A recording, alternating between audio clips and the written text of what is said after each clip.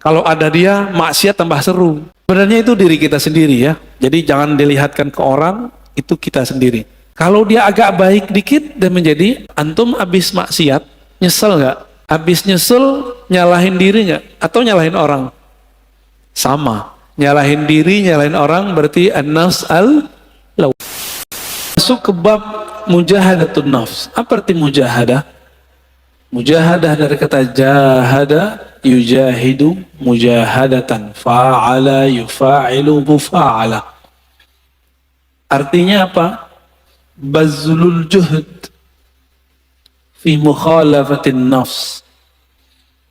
Mengerahkan tenaga semaksimal mungkin untuk melawan kehendak-kehendak buruk dari dalam jiwa. Jam segini enaknya tidur atau ngaji menurut badan nih, tapi batin bapak maunya ngaji. Maka yang duduk sekarang itu bukanlah nafs yang ammarah, tapi nafs yang sudah mulai masuk ke gerbang mutmainnah. Baru gerbang pak, jangan senang dulu. Ya, an-nafs ini jiwa kita, sebagaimana sudah masyhur disebutkan dalam Al-Quran, ada yang disebut innan nafsa, sesungguhnya jiwa, ada yang apa? Ammarah, bukan amarah. Ammarah. Ammarah bahasa Arab artinya yuksirul amra, banyak nyuruh-nyuruh kepada apa? Bisu, dengan yang buruk-buruk. Jam 3 enaknya tahajud atau molor. Molor ya. Itu normal. Normal itu. Tapi mujahadatun nafs itu melawan sisi normal manusiawi. Menjadi di atas itu. Yang gak pernah tidur, yang gak pernah capek itu siapa? Malaikat. Malaikat itu nggak pernah tidur. Maka di saat seseorang melawan rasa ngantuknya, dia sedang menghidupkan sisi malaikat dalam dirinya.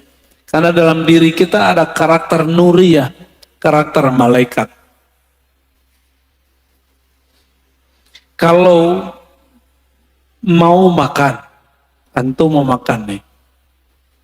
Normalnya orang kalau pagi-pagi jam 7, jam 8 lapar nggak? Terus antum shaim, puasa. Malaikat makan nggak? Ah, itu namanya mukhalafatun nafs. Mencoba melawan kebiasaan diri. Biasanya makan, dia nggak makan. Nah, jiwa itu level pertama namanya ammarah bisu. An-nafs al-ammarah bisu, jiwa yang selalu mengajak kepada yang negatif. Enggak saya, enggak antum, sama.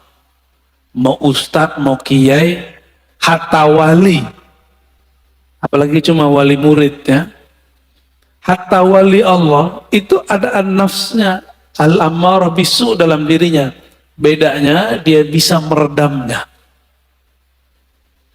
Jadi jangan dikira para wali itu selamat juga dari an-nafs al-ammarah. Dia ada dalam dirinya, namun Allah mengizinkan untuk meredamnya. Ciri-ciri an-nafs al-ammarah, ide-idenya untuk berbuat yang rendahan itu lebih banyak daripada yang tinggi, yang bernilai. Keinginannya untuk berbuat yang buruk lebih banyak daripada keinginannya melakukan kebaikan. Nah, itu ammarah bisu. Bahkan ammarah bisu ini lawan dari nafsul mutmainnah. Dia menjadi agen-agen maksiat. Kalau ada dia, maksiat tambah seru. Itu ammarah bisu.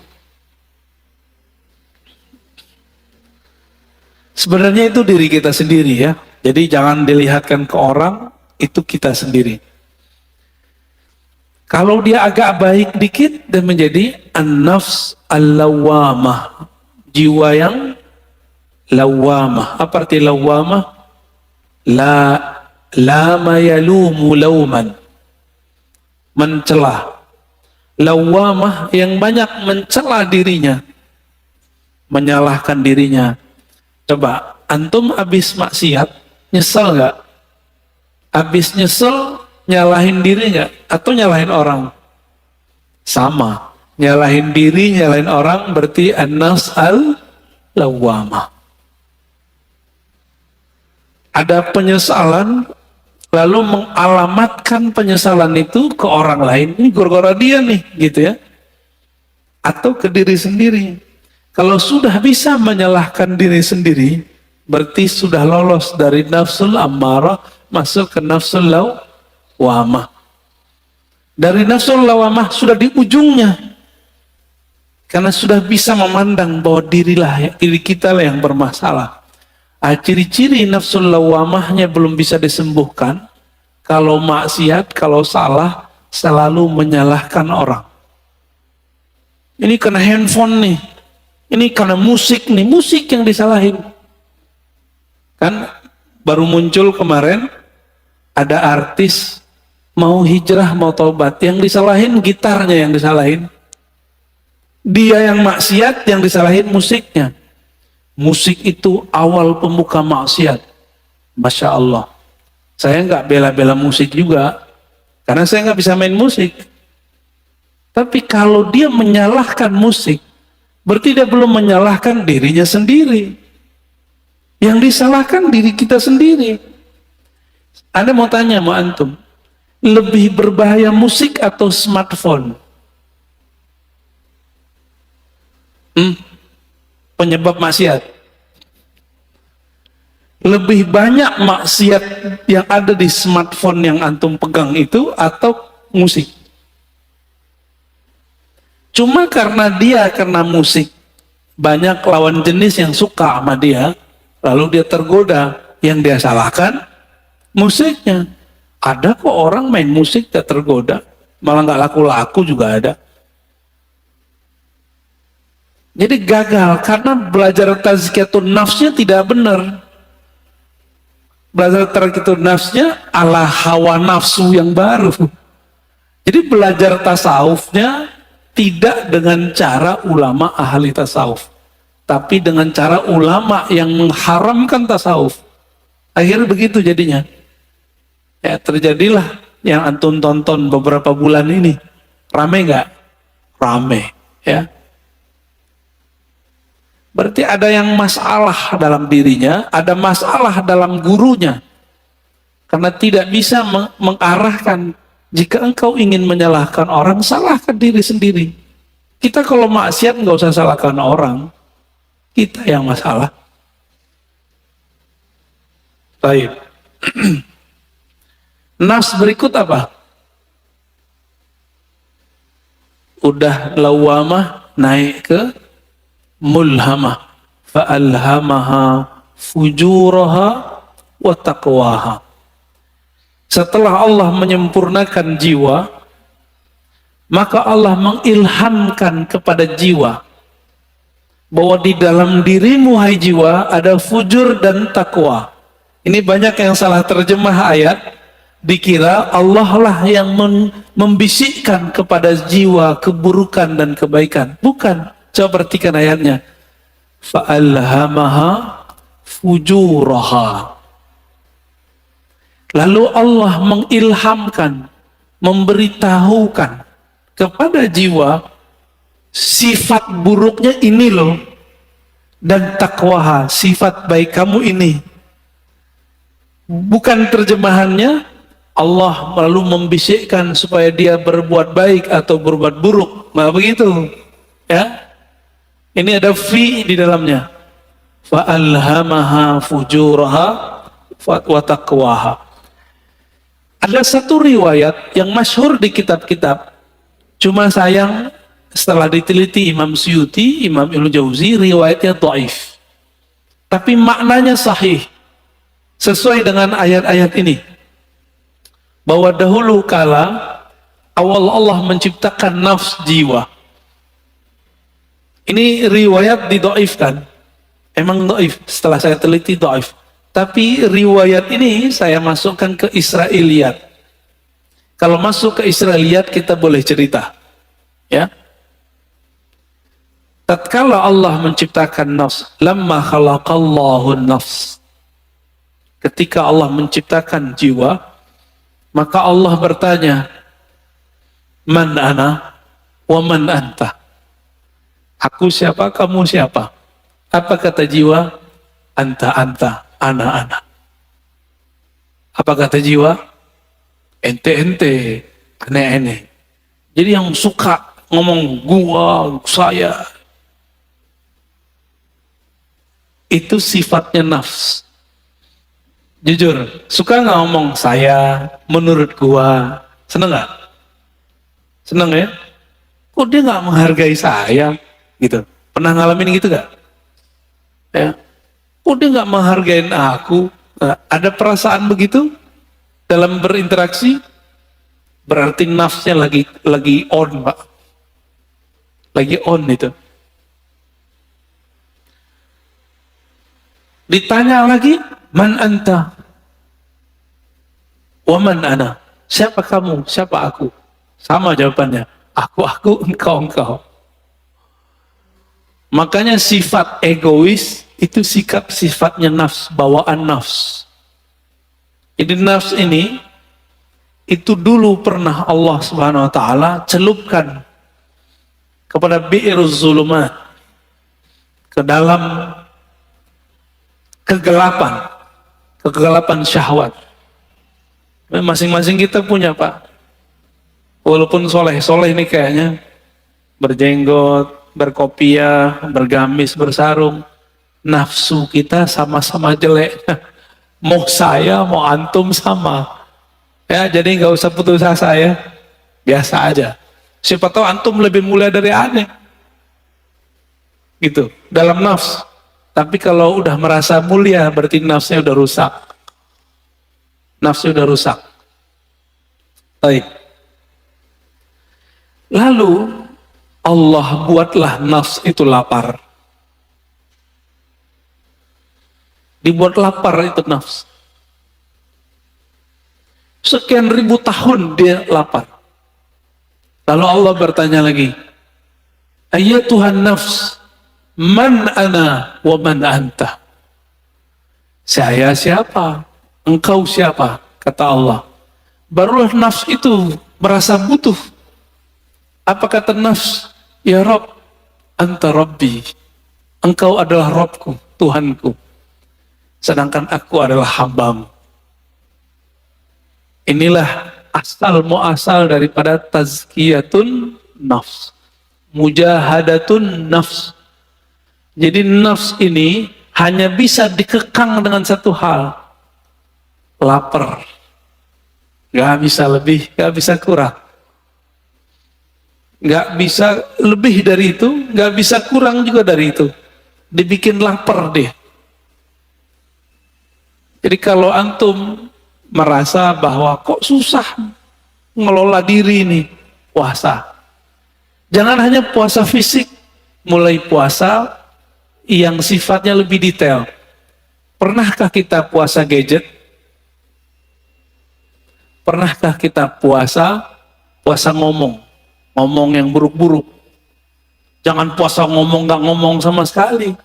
Puasa tidak ngomongin orang, bisa nggak? Pernahkah kita puasa tidak memikirkan dunia?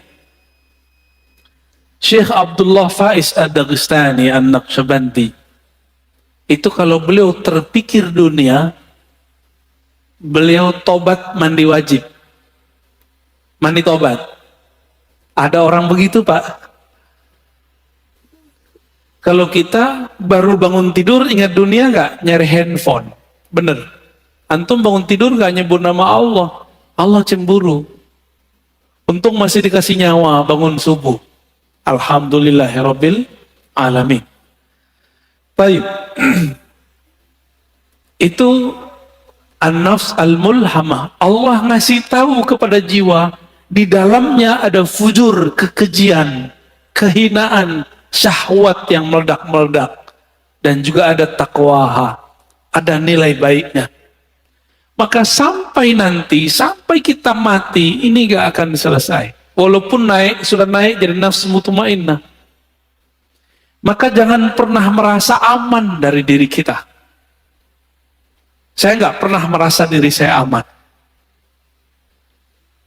Apalagi udah sok-sok suci, doain orang lupa doain diri sendiri. Aku doakan kalian husnul khotimah, dia lupa sama dirinya sendiri. Baru tobat dari musik, udah sok menggurui orang lain. Dia belum tobat daripada egonya. Baru hijrah beberapa bulan, udah berani menggurui orang lain. Lupa menggurui dirinya. Lalu melihat orang lain yang melakukan hal masa lalu dia dengan pandangan hina. Kita agak sedih dengan orang-orang begini, ya. Sedih dengan diri kita sendiri. Kok kita mau juga nonton orang begitu? Ya. Baik. Inilah gerbang mulhamah. Jika dia sudah mengenal sisi buruknya dan juga mengenal sisi baiknya. Kira-kira kalau orang berakal ngikutin yang mana? Karena dia sudah tahu di dalam dirinya ada sisi buruk, dia tidak menyesali putus asa kalau terjebak pada maksiat. Emang dari sononya udah begitu? Fa'alhamaha fujuraha wa taqwaha. Memang karakternya nafs ini begitu. Dia mengikuti yang rendah-rendah, fujur. Ada yang halal, maunya yang haram. Emang begitu kita. Maka Bapak Saudara makan Allah, kalau kita sudah tahu, coba lihat filosofinya. Kenapa Allah tidak pertama kali mengatakan fa'alhamaha taqwaha wa fujuraha? Tapi yang dimulai apa? Fujur dulu baru taqwa. Walaupun secara bahasa Arab wow itu artinya setara, tapi secara makna apa kata Imam Syafi'i? Ibda bima bada'ahu Allah. Imam Syafi'i itu kalau ketemu ayat susunan, maka beliau mengatakan mulailah memperhatikan dari mana Allah memulai. Itulah rahasianya, bahwa orang itu pasti muncul dulu fujurnya, kekejiannya. Jangan-jangan saya lebih keji daripada antum, kan nggak tahu juga. Jangan-jangan yang berbicara ini lebih hina daripada yang mendengarkan. Tapi jangan putus asa. Allah itu ngasih tahu bahwa diri kita hina. Kalau kita terjebak, jangan putus asa. Kita punya sisi yang takwa. Disebut tobat. Gitu. Maka orang-orang yang bertobat dari masa lalunya, dengan menyalahkan dirinya sendiri, tidak menyalahkan orang lain, lalu mentazkiyah dirinya, membersihkan dirinya, baru kemudian membicarakan yang lain. Orang ini sudah mulai naik ke makom berikutnya. An-nafs al-mutmainnah. Jiwa yang tenang. Lalu bagaimana cara supaya jiwa itu bisa dibersihkan? Maka kita katakan, mujahadah itu nama sekolahnya. Kurikulumnya namanya tazkiyatun nafs. Bisa bedain? Tasawuf itu nama kampungnya. Jadi tidak ada namanya tazkiyatun nafs kalau tidak bertasawuf. Nggak akan ada, Pak. Oh, ini sudah ada sebelum tasawuf. Iya, tapi itu spiritnya tasawuf. Tazkiyatun nafs itulah yang disebut dengan taubah. Tazkiyatun nafs itu disebut dengan taubat. Dimulai dengan tazkiyah nafs itu dengan cara puasa, tobat, ya, tobat dari dosa. Jadi kalau kita turunkan tasawuf, mujahadatun nafs, apalagi tazkiyatun nafs, begitu modelnya. Jadi kalau ada orang mengajak kajian tazkiyatun nafs, tapi tidak memulai dengan tasawuf, gimana kurikulumnya? Pasti ada halalnya. Pasti ada kelemahan-kelemahannya. Kayak gitu modelnya. Ya, karena nggak tahu petanya tadi, dimulai dari jiwa yang empat. Amarah, lawamah, mulhamah, baru masuk mutmainnah. Empat aja udah cukup dulu sebelum yang tiga yang lain. Jadi taubat itu bukan saja dengan cara mencela maksiat kita. Taubat itu dengan cara tazkiyah, itu pertama. Lalu tahliyah yang kedua. Apa itu tazkiyah? Membersihkan diri dari yang kotor. Kita kalau mau sholat, tubuh kita kotor. Kita langsung sholat atau mandi dulu? Mandi itu namanya tazkiyatun nafs. Mandinya orang-orang maksiat, tobat. Supaya simbol dan maknanya nyatu, maka ada namanya mandi tobat. Nah, pernahkah kita mandi tobat? Maka mulai pagi ini, coba Bapak sekali sehari niat kalau mandi itu mandi tobat. Mau ngamalin? Ya, jadi ketika kita mandi, kalau mandi tobat berani nggak pakai celana, maka pakai kain basahan. Kecuali antum bukan mandi tobat, pakai kain basahan atau pakai celana kita mandi. Cara mandinya gimana? Mulai dari wudhu, lamain di kaki, siram kaki kita dulu. Udah siram kaki, mulai pundak, baru kepala. Niatkan, ya Rob, ampuni dosaku. Jadikan dosaku hanyut seperti hanyutnya daki-daki di badanku dengan air ini. Dalam hati kita ngomong. Itu cara mandi tobat. Dulu mandi tobatnya cuma diajarkan di surau-surau, zawiyah-zawiyah. Nih sekarang kita bagiin aja lah. Ya. Lama amat antum mau jadi orang bener. Kita juga lama menjadi orang bener. Dulu harus ngaji dulu. Nah, sama-sama belajar bener kita. Ya. Mau ngamalin ya? Sama-sama kita amalkan mandi tobat. Bid'ah itu Ustaz. Ya, makan aja tuh bid'ah itu. Ini udah diamalkan banyak ulama. Dari mana dalil mandi tobat? Teman-teman, orang masuk Islam mandi nggak? Dianjurkan mandi nggak? Bener. Maka ada mandi dari kafir masuk Islam.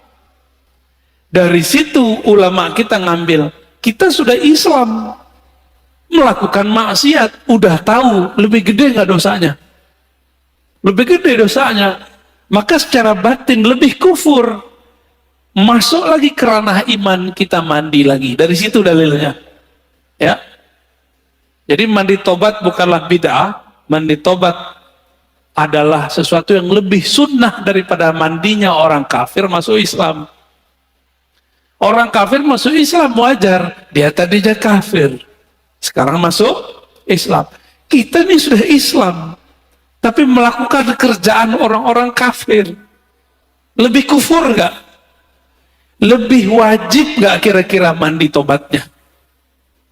Menurut saya itu lebih wajib. Ya, coba mandi tobat. Ini amalan para wali Allah.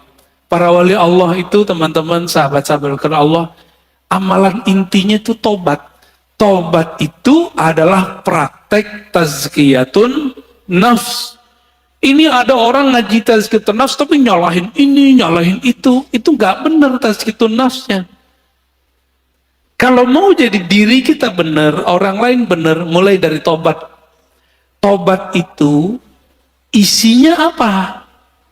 Muhasabatun nafs wa nadmuha. Menghitung-hitung kesalahan diri lalu menyesalinya. Maka Nabi berkata, an-nadamu taubah. Hadis sahih. Yang disebut taubat itu kamu menyesali. Bagaimana mungkin menyesalinya kalau tidak pernah menghitung kesalahan diri sendiri? Pernah nggak ngitung kesalahan kita? Yang ada kita ngitung kesalahan orang. Kesalahan gitar, kesalahan musik. Musik lagi yang disalahin. Orang teman lagi yang disalahin.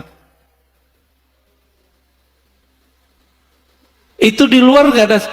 Minum khamar. Itu tua. Kalau nggak diminum, Nggak masalah kan? Masalahnya antum minum itu aja.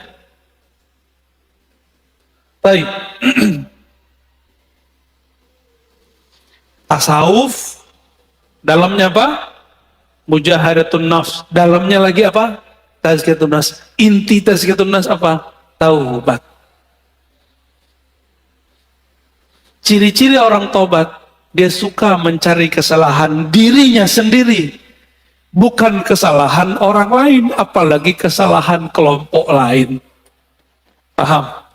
Apalagi kesalahan torikot lain, manhaj lain. Kalau di dunia kerja, ciri-ciri orang yang sudah tobat, pribadi tobat, dia kalau ada kesalahan dalam pekerjaan tim, tidak suka menyalahkan kawannya, tapi dia suka menyalahkan dirinya sendiri. Makanya kemudian prinsip-prinsip agama ini sudah menjadi sistem dalam perusahaan-perusahaan. Ada namanya report, benar. Report, laporan. Laporan harian, laporan mingguan, laporan bulanan, laporan tahunan, benar. Itu namanya muhasabah. Jika orang-orang sekarang bekerja untuk dunia pakai prinsip tobat, kenapa untuk akhirat tidak menggunakan prinsip tobat? Jika ada perusahaan tidak menggunakan sistem report, kira-kira dia punya kemajuan nggak masa depan? Nggak ketahuan dia maju. Dia ngerasa maju tapi nggak maju-maju. Samalah kira-kira begitu. Jika seorang jiwa, suatu kelompok sibuknya dengan kesalahan orang, tidak sibuk dengan kesalahan diri sendiri, spiritualnya nggak naik-naik. Ya, jumlah orangnya bisa tambah banyak, tapi jiwa mereka tidak berkualitas. Di dalam Al-Quran, Allah berfirman, "Wajahidu fillahi haqqa jihadih." Dan berjihadlah, bermujahadalah, ya. Jahidu artinya bermujahadahlah. Fillah. Jadi ada dua. Jihad itu fi sabilillah, sedangkan mujahadah fillah. Bisa bedain? Jihad di jalan Allah. Kita sedang memperjuangkan agama Allah, itu jihad fi sabilillah. Tapi kalau kita sedang melawan diri sendiri, itu namanya jihad fillah. Jihad mengalahkan diri, memenangkan Allah, itu namanya surat Al-Hajj ayat 78. Ini dalilnya kita. Orang bertanya dalil, apa dalil mujahadatun nafs? Ini dia.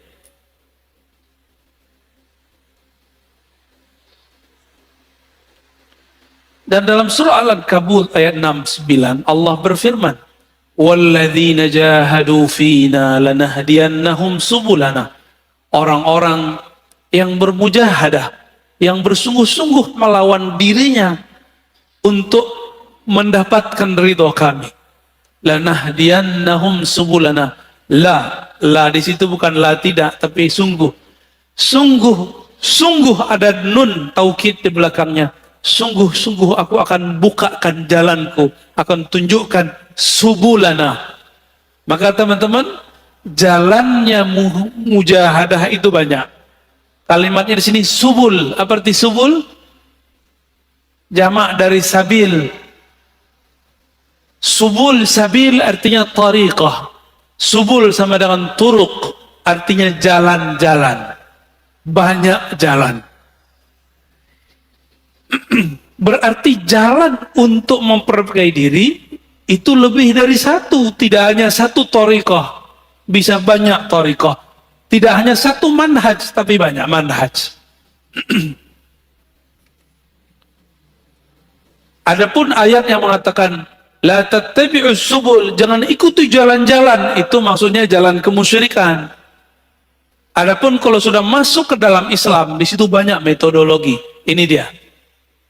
Jadi kenapa thariqah itu banyak? Beda sahabat, beda thariqah. Sayyidina Umar itu kalau beliau salah, puasa 40 hari, tidak tidur 40 malam. Ada yang kuat thariqatnya Umar? Ada yang kuat thariqat Umar? Bid'ah nggak? Pernahkah Nabi mengajarkan kepada Umar, "Hai Umar, puasalah kamu 40 hari, janganlah tidur 40 malam." Ada nggak dalilnya? Pernah nggak Nabi ngomong? Enggak, Umar dapat 2 ayat ini langsung dipakai. Maka Umar itulah dalilnya, dan itu ada di Sahih Bukhari. Jadi 40 mujahadah, 40 khalwat, puasa siang hari, tidak tidur malam hari, bukan berarti itu over, bukan. Itu thariqahnya sahabat. Ini kita baru zikir 5.000 udah disebut riya. Ya. Kita baru kemudian gak tidur malam hari disebut berlebihan. Umar tiap malam gak bisa tidur. Karena dia merasa bersalah kepada Rasulullah Sallallahu Alaihi Wasallam. Ilmu tazkiyatun nafs ini hanya ada di thariqah sufi. Sekarang banyak orang menyerang thariqah sufi. Kira-kira bisa benar gak dirinya? Gak bisa benar, Pak. Kita mau tazkiyatun nafs, tapi orang ahli tazkiyatun nafs kita serang. Bisa benar gak kita? Gak bisa benar. Ya. Tasawuf itu ada menyimpang. Kan kita udah jelaskan dari awal. Tidak hanya di kalangan sufi, di kalangan ahli fikih aja ada penyimpangan, di kalangan ahli hadis aja ada penyimpangan. Apalagi di kalangan sufi. Lalu gimana supaya tidak menyimpang? Maka ilmu itu mesti bersanad kepada ahlinya. Selesai masalah sebenarnya. Bolak-balik situ aja, Pak. Ya. Ini perintah bukan? Wajahidu fillahi haqqa jihadih. Surat Al-Hajj 78. Bermujahadahlah kamu melawan dirimu untuk menemukan Allah. Dengan haqqa jihadih. Dengan perjuangan yang sebenar-benarnya. Ini wajib bukan? Ini bukan sunat, Pak. Maka bertasawuf itu wajib atau sunat? Tidak ada tasawuf tanpa mujahadah. Tidak ada mujahadah tanpa tazkiyatun nafs. Itu namanya tasawuf. Berarti tasawuf wajib atau bukan? Wajib gak? Jadi jangan ngomong lagi tasawuf itu sunat. Bertasawuf itu wajib. Dalilnya ini ayatnya. Ma la yutimmul wajib illa bihi fahuwa wajib. Sesuatu kewajiban, ya, nggak bisa kita capai kecuali dengan satu metode atau sekian metode. Maka metode ini wajib ditempuh, wajib dipilih. Ini yang disebut dengan subulana, jalan-jalan kami. Ya, sudah mulai paham? Tapi biasa, mungkinkah Allah membiarkan jalan suci ini aman? Gak mungkin. Maka Allah titipkanlah, ya, ujian bagi orang-orang yang sedang bermujahadah di jalan tasawuf, supaya mereka meragukan tasawuf. Ragunya lewat ustadz juga, karena ustadznya ngomong pakai dalil juga bahwa tasawuf itu bid'ah, tasawuf itu dari Buddha, tasawuf itu dari Brahmana, tasawuf itu dari Kristen.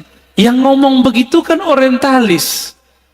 Giliran orientalis ngomong ente percaya, giliran kita yang muslim ngomong ente nggak percaya. Yang paling lucu musim maulid ini mau maulid, ya, benar mau maulid. Yang bilang maulid pertama kali dibuat orang Syiah kan orang Syiah. Salafi mengkafirkan Syiah. Tapi giliran informasi tentang maulid ini mereka ambil, mereka percaya kepada orang kafir bahwa maulid ini dari Syiah. Padahal kita ahlus sunnah itu juga punya data sendiri bahwa maulid itu bukan dari Syiah, bukan dari Yesus. Ini yang paling lucu, selevel Syekh Soleh Fauzan, imam salafi sekarang di Saudi, itu menganggap maulid Nabi itu sama dengan memperingati kelahiran Yesus. Nyambung nggak? Ada nggak antum yang memahami maulid Rasul Sallallahu Alaihi Wasallam itu sama dengan kelahiran Tuhan? Ada nggak? Nggak ada kita yang begitu. Itu ilmu namanya ilmu su'uzon. Jadi manhaj mereka itu kita ganti istilahnya manhaj su'uzoniyah, ya, bukan manhaj salafiyah. Su'uzon tiap tahun dijawab nggak aja puas. Tahun lalu kita udah bales, ini mau mulai lagi nih. Siap-siap ntar ya bulan Maulid. Ini so far Ustaz ya. Oh bulan Maulid terame lagi. Jangan antum kira kita jawab sekarang nanti mereka adem lagi, enggak. Tahun depan lebih gawat lagi. Tahun berikutnya lebih gawat lagi. Apa kata Syekh Soleh Fauzan? Aneh masih mending bilang dia Syekh ya. Mereka udah nggak bilang kita Ustadz, Buya, Kiai. Nggak masalah. Kita nggak mau dianggap sama mereka. Kita mau dinilai oleh Allah Subhanahu wa Ta'ala. Apa kata dia? Ini tasyabbuh dengan orang-orang Masihi, orang Kristiani. Kalau tasyabbuh menyerupai orang Kristen itu dalam akidah kita kan kafir. Kafir dong pelaku maulid. Maka kalau baca ayat Qul ya ayyuhal kafirun, itu isinya orang-orang maulid ya. Nauzubillah min dzalik. Membawa ayat suka-suka. Dan kebetulan kebenaran pelaku maulid kebanyakan orang-orang tarekat sufi.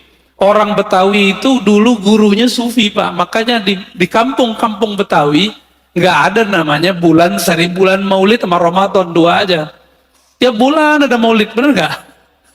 Tiap bulan ada berjanjian, tiap bulan ada dibaan, tiap bulan baca Syaraful Anam.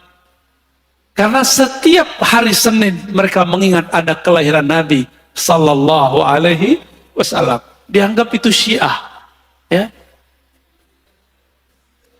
Allahumma sholli ala Muhammad.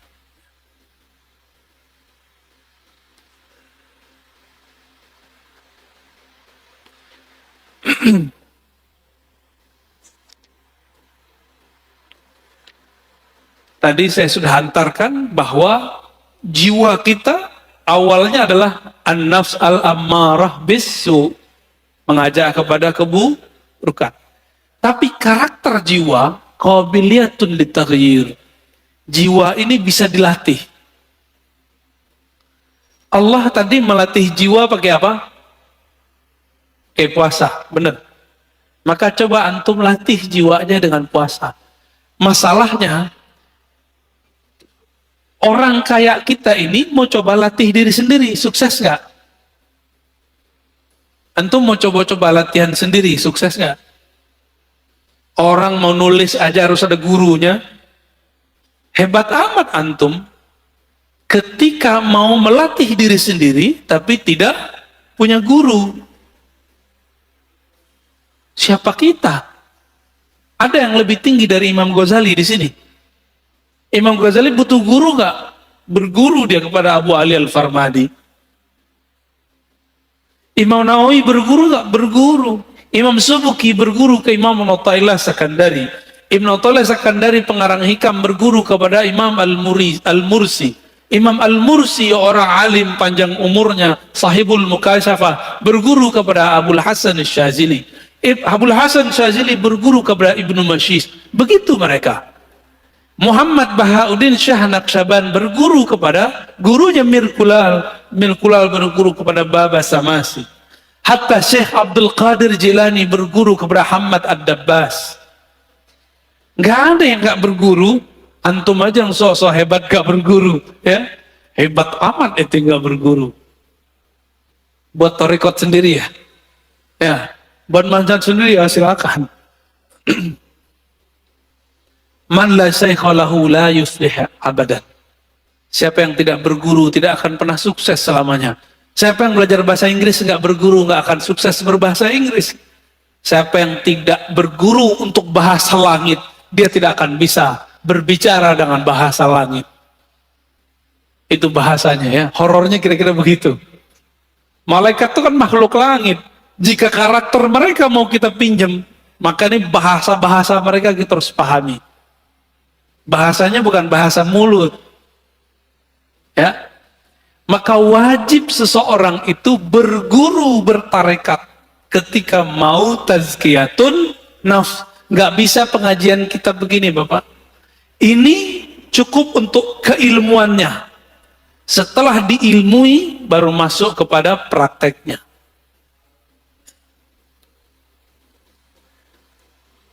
Beda orang, beda masalah. Ada sahabat Nabi datang, mengatakan, "Ausini ya Rasulullah." Wahai Rasulullah, tolong ajarkan aku. Apa kata Nabi? La taghdab, jangan marah. Wahai Rasulullah, aku pengen yang lebih. Apa kata Nabi? Jangan marah. Sampai 3 kali. Falakal jannah, pasti masuk surga. Datang orang lain, bertanya, wahai Rasulullah, apa amalan terbaik? Nabi menjawab, it'amut ta'am, kamu memberi makan. Datang orang yang lain, wahai Rasulullah, apa aman paling tinggi? Nabi mengatakan, al-imanu billah, percaya kepada Allah. Berarti beda orang, beda cara. Inilah dalil kenapa thariqah itu banyak. Paham? Ustadz, saya pusing, kenapa di sono ada Tijaniyah, di sono ada Idrisiyah, di sono ada Naqsyabandiyah, di sono ada Samaniyah, di sono ada Syadziliyah, di sana ada Qadiriyah. Kenapa? Memang dari nabinya sudah begitu. Antara Sayyidah Aisyah beda thariqah dengan Sayyidah Juwairiyah dan Safiyah. Sayyidah Aisyah thariqatnya thariqat ma'rifat, ngaji. Sayyidah Safiyah thariqatnya thariqat zikir. Makanya Sayyidah Safiyah dan Juwairiyah dia punya biji-biji 4.000 dan Nabi tidak pernah membid'ahkannya. Nabi cuma melihat orang ini istrinya sudah naik makom, maka ada zikir yang ngitung, ada zikir tanpa menghitung. Nggak seperti kelompok sebelah bilang ini menghitung bid'ah. Nggak ada di lafaz hadisnya bid'ah. Malah Nabi biarin itu ya. Sedangkan Sayyidah Aisyah thariqahnya ngaji. Maka Aisyah itu kalau di rumah debat mulu. Debat sama Nabi. Masa sih Rasulullah terturun lagi ayat. Jadi karena Aisyah tuh banyak ilmu turun. Jadi kadang-kadang Ustadz Kia ini kalau punya istri cerewet dikit bersyukur. Nanti ilmunya keluar. Apalagi wali ya. Wali itu ujian paling beratnya istrinya sendiri. Serius. Ya. Waliullah itu ujian pertamanya istrinya. Antum tahu Sayyidina Umar itu waliullah bukan? Waliullah bukan? Ada yang meyakini Umar bukan wali, pasti Syiah. Sayyidina Umar di rumah itu dikata-katain bininya. Ente nih wali, kira-kira begitu. Masa Amirul Mukminin begini? Nggak beres ngurus umat, dikata-katain sama bininya. Dia pasrah aja, dibiarin aja. Bukan berarti Umar nggak ada harga dirinya. Itulah cara Umar yang biasa ngata-katain orang di luar, sekarang dia terima nggak dikata-katain sama bininya sendiri. Apa perasaannya dikata-katain oleh orang dekatnya sendiri? Umar berhasil melewati itu, pantas beliau jadi wali. Antum ini beda dikit paham sama bini udah tengkar, udah minta cerai. Udah langsung bilang, kamu ini menentang Allah dan Rasulnya. Yang ditentang ente, bukan Allah dan Rasul. Jangan bawa-bawa pemahaman kita satu level dengan Allah dan Rasul. Pemahaman kita ini bisa salah. Allah dan Rasul tidak pernah salah. Istri suka posting dirinya, jangan langsung dihardik. Pelan-pelan, dek. Setiap nikmat itu pasti ada yang iri. Kamu begini ntar ada yang iri, urusan dia. Ntar lama-lama pasti ada yang ngecengin ke cewek ya, istri kita tuh, atau pasangan kita, atau adik kita, atau teman kita. Nanti dia sadar sendiri. Lama pelan-pelan aja. Kamu kalau tidak take down itu foto, video, saya jatuhkan talak 1. Gak begitu caranya. Gak begitu caranya.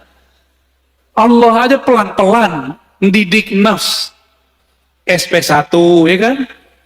Wahai nafs, wahai jiwa, aku siapa, engkau siapa? Sampai yang ketiga baru dididik, dikasih ancaman. Gak dikasih makan. Begitu caranya ya. Jadi jangan main SP aja baru ngaji berapa kali. Baru santri kilat, belum santri beneran. Udah belagu aja kayak santri ya. Antum belajar torikotnya sih bagus, antumnya nggak bagus. Jangan bawa-bawa kemurnian torikot itu menjadi standar kita. Ya. Man zayyana zahirahu bil mujahadah hassanallahu sarairahu bil musyahadah. Guru Imam Abul Qasim Al-Kushairi namanya Abu Ali Ad-Daqqaq. Abul Qasim Kushairi ini punya murid Abu Ali Al-Farmadi. Abu Ali Al-Farmadi punya murid namanya Ghazali dan Yusuf Al-Hamadani. Yusuf Al-Hamadani umurnya panjang, ilmunya sama dengan Ghazali. Yusuf Al-Hamadani punya murid namanya Imam Abdul Khaliq Wujudawani, melahirkan nanti Thariqat Naqsyabandiyah di Uzbek. Di Baghdad dia punya murid Abdul Qadir Jilani, muridnya mendirikan Thariqat Al-Qadiriyah. Makanya Qadiriyah Naqsyabandiyah ini nggak boleh tengkar, Pak. Ini saudaraan, karena syekhnya ke atas ketemu. Ya, kakek gurunya namanya Abu Ali Ad-Daqqaq menurunkan sebuah rahasia. Kenapa kita mesti mujahadah? Man zayyana zahirahu bil mujahadah. Siapa yang menghiasi dirinya, menyibukkan dirinya yang zahir. Yang zahir ini puasa, banyak ruku sujud, banyak tobat, banyak menempa diri jiwanya, maka Allah akan sempurnakan, indahkan sirnya. Hassanallah sarairahu bil musyahadah. Allah akan bukakan jiwanya dengan menyingkap sesuatu tentang dirinya. Dan syukur-syukur sampai kepada musyahadah, memandang kepada nama Allah, fiil perbuatan Allah, sifat Allah. Syukur-syukur Allah tunjukkan ihsan bertemu dengannya. Maka orang-orang yang tidak sibuk mendidik dirinya karena dia tidak punya guru, orang-orang ini tidak akan pernah sampai kepada Allah. Kenapa? Mikir, ini antum kalau nggak punya guru, mandang zikir 100 aja lama. Tapi kalau punya guru, jangankan 170.000 aja dijabanin. Coba aja kalau punya guru. Sekarang coba sebut zikir 70.000, kebayang berat nggak? Jangan dengan 70.000. Kita bilang zikir ya pagi sore 1.000, antum pasti langsung kabur. Ya, tidak boleh ikut kajian saya kecuali paginya dan sorenya zikir 1.000. Pasti nggak ada yang datang. Atau doang. Ya. Itu zikir. Nah, nanti ada bab setelah ini, insya Allah di bulan depan kalau umur kita panjang. Pengurus mintanya 2 kali. Tapi kalau 2 kali sayangnya nggak kuat ya. Semoga nanti ada waktu. Nanti ada bab tentang zikir. Jadi jangan langsung ke zikir. Mujahadah dulu diri, baru masuk ke zikir.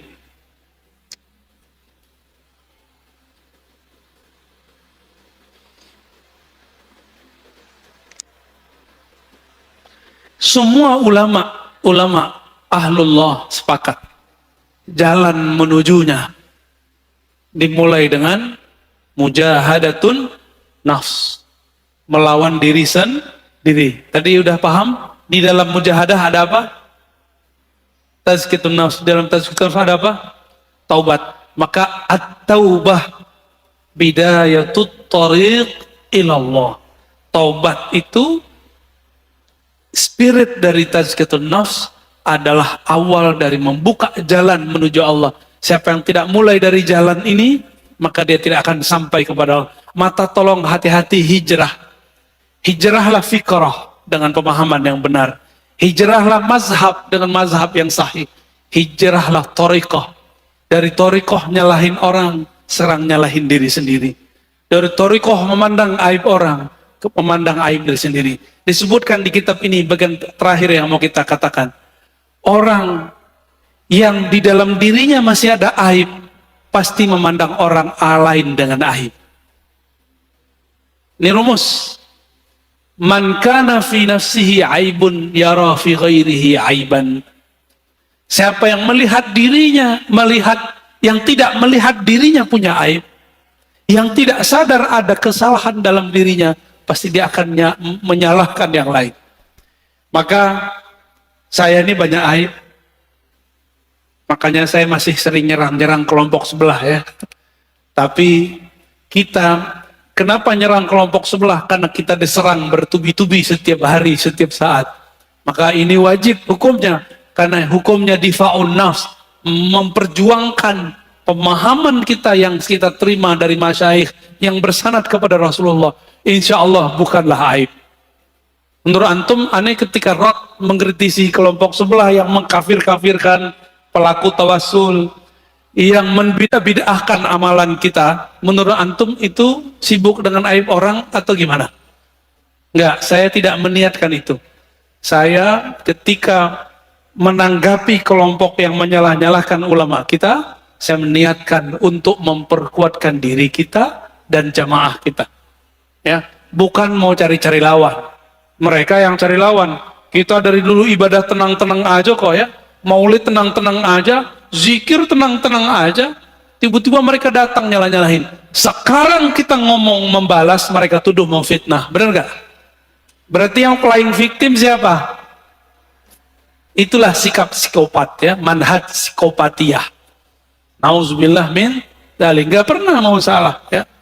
Gak pernah melihat diri ini bermasalah. Baik, cukup Ustaz. Dan teman-teman, di ujung kita katakan, tidak ada orang yang aman. Kenapa? Karena qalbu hamba baina isba'ain min asabi'ir rahman, di antara jari-jari Allah. Kalau ini jari kan bebas-bebas mau diapa-apain, maka jangan pernah merasa sok suci ya. Setiap hari antum harus menuduh diri sendiri, bukan menuduh orang lain. Maka ciri-ciri orang yang sudah lolos tazkiyatun nafs level 1, dia sudah mulai menuduh, jangan-jangan aku nih yang masalah ya. Maka di akhir beliau mengatakan, apa kata beliau? Al-mujahadah aslun min usulit tariq as-sufiyah. Mujahadah itu adalah pokok ajaran sufi. Wa man haqqaqal usul nalal usul. Siapa yang membaguskan usulnya, pokoknya, dia akan tangguh cepat sampai kepada tujuannya. Wa man tarakal usul hurimal usul. Siapa yang goyang pondasinya, usulnya, pokoknya, dia tidak akan pernah sampai.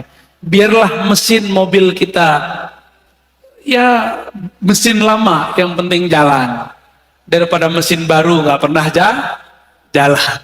Biarlah mobil tua tapi dia bertahap ya, bertahap sampai, daripada mobil bagus tidak pernah diajak berjalan ya.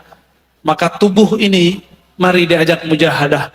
Mulai hari ini mujahadah, zikir pagi, zikir sore, cari guru, cari syekh mursyid yang bisa mendidik jiwa kita, yang dia juga tidak pernah menyalahkan orang lain, yang dia fleksibel seperti Nabi. Jika orang ini datang diajarkan dengan zikir A, jika orang ini datang zikirnya A tapi jumlahnya tidak sebanyak B, jika orang ini datang kemudian beliau pun lebih fleksibel. Begitulah ciri-ciri al-mursyid kamil mukammil. Dia bisa memahami muridnya, bukan pengen dipahami muridnya. Wassallallahu ala Muhammad. Alhamdulillahilladzi bi ni'matihi wa bi rahmatihi tatanazzalul barakat. Asyhadu an la ilaha illallah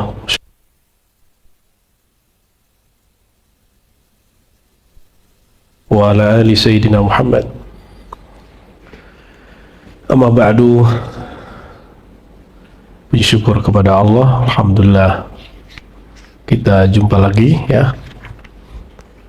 Berapa hari ya kita ninggalin Ribat Ciputat? 2 minggu ya. Terima kasih kepada muallim dan yang khidmat ya, semoga Allah berkahi khidmatnya ya. Ini emang halaman 39, harusnya Buya Asfi yang ngajar nih. Janjiannya malam tadi, saya ngajar sore katanya. Tadi dibilangnya mau ngajar juga. Ya sudahlah ya. Ini pasal ke-9 yang ditulis oleh Al-Imam Al-Arif Billah Abu Bakar Al-Banani Asy-Syadzili An-Naqsybandi. Ya alam ya faqir, jadi bab nisbat, siapa yang masuk ke wilayah Allah. Ya alam ya faqir, ketahuilah wahai salik, anna nisbat Allah, penisbatan Allah, wilayah Allah, masuk tarekah ya, berjuang bersama guru, bersama masyaikh, bersama mursyid, itu maksudnya masuk ke nisbat, dinisbatkan kepadanya iradah, maka dia boleh disebut murid. Jadi tidak semua orang ditalkin tuh baru sah disebut murid, belum tentu. Murid itu siapa yang kehendaknya lebur dalam kehendak gurunya. Murad, orang yang lebur kehendaknya dalam kehendak Allah. Itu murad. Murid berkehendak kepada Allah sebagaimana gurunya berkehendak, maka dia patuh kepada gurunya. Itu murid. Ini baru talkin, disuruh zikir ngeluh, itu ente belum murid. Apalagi belum ditalkin, belum diuji, belum murid itu. Maka ketika ada kejadian dulu, ada orang berlepas diri dari Buya Asfi. Apa dari aneh berlepas ya Buya? Saya berlepas diri dari Buya Zul Asfi, Buya Aldomi. Lah kapan mereka jadi muridnya? Kalau emang udah jadi murid nggak bakal berlepas diri. Dan ini sama dengan kejadian Urwah bin Hudair, Khawarij pertama, yang mengatakan, yang dia punya kebencian ke Muawiyah, gak suka dengan keluarga Bani Umayyah itu. Terus ketika Sayyidina Ali perang melawan Muawiyah, ikut dia. Tapi ketika Sayyidina Ali menerima arbitrase islah dengan mereka, apa kata dia? Aku nyatakan berlepas diri dari Ali. Dia gak pernah gabung dengan niat Ali kok. Kapan dia berlepas diri? Emang dari awal dia sudah lepas kok. Ya. Nah itu nisbat. Apa kata beliau? Nisbatallahi, anna nisbatallahi wasi'atun wa dhayiqah. Wilayah Allah itu dia sangat apa? Elastis, apa dia? Boleh luas, fleksibel, boleh juga sempit. Luasnya seluas alam semesta, selangit sebumi, bahkan seluas sorga, seluas kursiullah, seluas sidratul muntaha, seluas arsy Allah. Tapi sempitnya lebih sempit daripada lubang jarum. Kebayang? Mulai connect nggak? Sempit tuh jadi gini. Wa man a'rada an dzikrir rahmani, apa? Siapa yang berpaling dari mengingat Allah, maka kami jadikan bagi dia hidup yang sempit. Doyikan, dongka. Ada dua ayat ya. Jadikan hidupnya sangat sempit. Jadi orang yang berpaling dari zikrullah, mengingat Allah, mengenal Allah, hidupnya akan sempit. Perasaannya akan nggak enak terus. Jadi orang yang hidupnya gelisah terus karena dia belum sungguh-sungguh masuk ke nisbatnya Allah. Antum kalau berguru masih ngikutin, cocok mana nih, itu kena tuh. Ribet nih kan masih separuh-separuh kita belum kenceng-kenceng banget ini. Makanya kita nunggu kesadaran aja, kesadaran ngaji, kesadaran berkhidmat. Kan nggak ada ancaman kan, siapa yang tidak datang malam ini maka dia dihapus dari daftar murid ribat, kan nggak ada. Kita lagi meraktekin rahmat Allah luas. Tapi kalau yang sempitnya begitu, nanti ada masanya begitu loh. Ente nggak suluk, ya sudah gitu. Nanti bisa begitu, nanti, sekarang belum. Sekarang yang sempat ya suluk lah, yang sempat talkin lah, yang sempat ngaji lah. Kalau nanti, tapi nanti itu bisa bentar lagi, bisa lama lagi. Oleh karena itu, walaupun awal-awal antum ngaji dengan guru siapapun, karena mirip dengan ajaran kakek kita, guru kita yang lama, ayah kita, ustadku di kampung dulu, sekarang jangan lagi berguru karena itu, tapi karena ilmu yang ada pada orang itu. Karena nanti kalau seandainya tidak sama dengan guru ente yang lama, masih sama dia nggak? Maka kita wanti-wanti teman-teman di pesantren. Saya kan sering ngomong sejauh perjalanan aneh sama Buya Rozini ya, nggak ada kajian yang menyalahi kitab. Itu kan kebohongan. Ente dong baca semua kitab, ya. Karena nggak baca semua kitab, tiba-tiba ada orang yang rajin, cerdas di pesantren bilang aneh sesat misalnya, ente akan ikut dia. Kenapa? Karena ente belum baca kitabnya semua. Itu contohnya. Ummul Barahin khatam nggak? Saya khatam. Maka saya tahu saya sesat apa enggak. Kifayatul Awam khatam nggak? Ke Buya Asfi ngajarnya khatam, ngajinya dulu nggak khatam, jujur aja Buya. Jujur Buya, nggak khatam dulu, khatam sendiri. Aneh khatam nih ngaji. Khatam takrib beres nggak? Enggak, aneh khatam langsung dengan Syekh Taufik, langsung dengan Syekh Hasan Hitu, khatam kita ngaji. Tadi Brawi di Darsun khatam silabusnya, kita harfan kita baca matannya Imam Nawawi itu. Jadi ilmu kita ori, otentik. Itu tahadus bin nikmahnya Buya, bukan belagunya, itu bukan, menceritakan nikmat Allah itu. Sahih Bukhari khatam silabusnya gitu ya.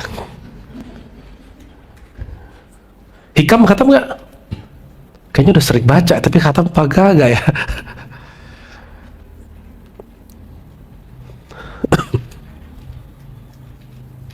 Jadi mulailah mengikuti sesuatu itu karena hak kebenaran objektif di dalamnya, bukan kebenaran subjektif karena orang, karena kelompok, karena memori masa lalu. Tidak.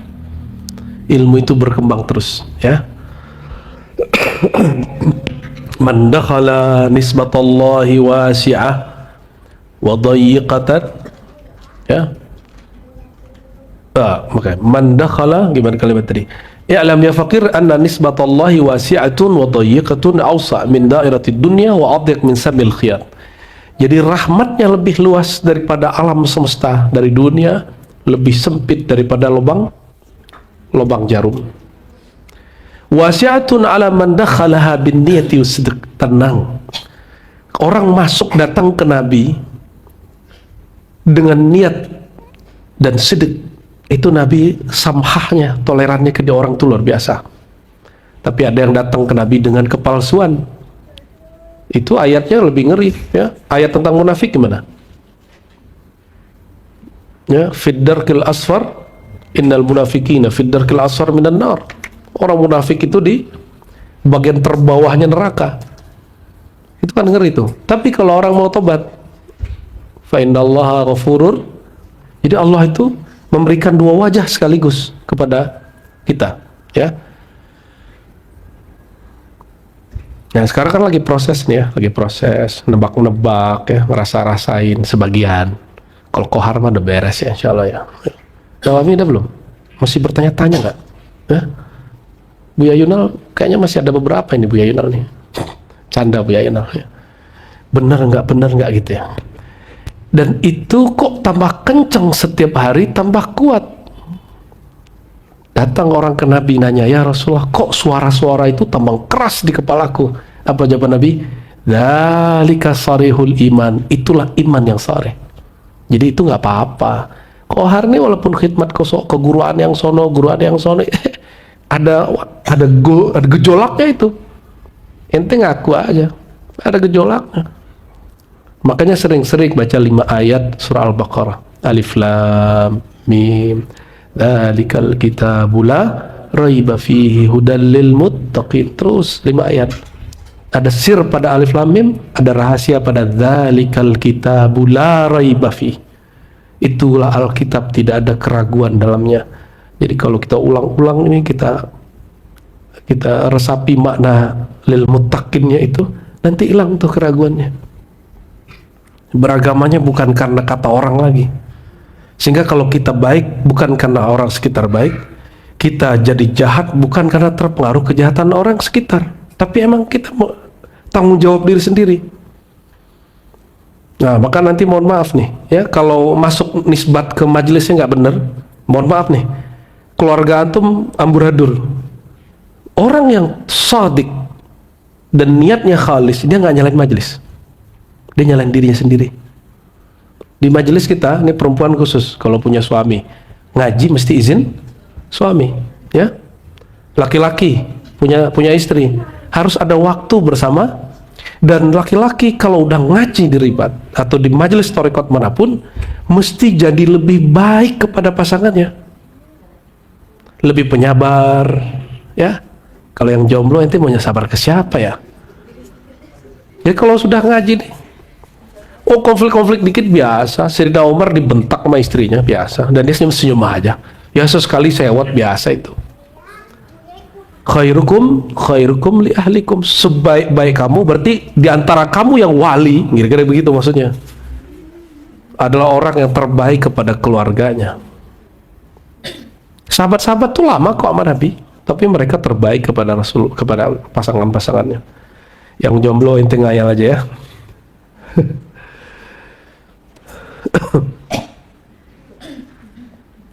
Wa dayiqatun ala man dakhalaha bil ghisyab, wasi'atun ala man dakhalaha bin niyyah wasidq. Nisbat wilayahnya Allah ini akan luas bagi orang yang datang dengan niat yang tulus dan sidq. Dalam luarnya sama. Maksudnya apa? Kalau nggak bisa aja, nggak usah buat alasan. Jangan seperti di masa sahabat Nabi, Ka'ab bin Malik tidak ikut perang, kan ada 3 orang tidak punya alasan, tapi sekitar 300-an orang atau kurang, mereka punya alasan. Alasannya sakit, alasannya ini, padahal mereka panen. Giliran Nabi bawa pesan perang, mereka ingin dapat. Ya, Ka'ab bin Malik gak berani minta. Dan 3 orang sahabat lain bilang, wahai Rasulullah, mohon maaf, saya tidak jadi ikut perang, tidak jadi ikut jihad. Gak ada alasan. Nabi bilang, oke, tunggu ketentuan Allah padamu. Ditunggulah. Ternyata ketentuan pertamanya apa? Kamu harus pisah dari istrimu. Dipisahin dari istrinya. Yang kedua apa? Dia tidak dianggap salamnya. Kalau dibaca salam boleh nggak dijawab. Dia tiap hari pergi ke masjid. Apa kata dia?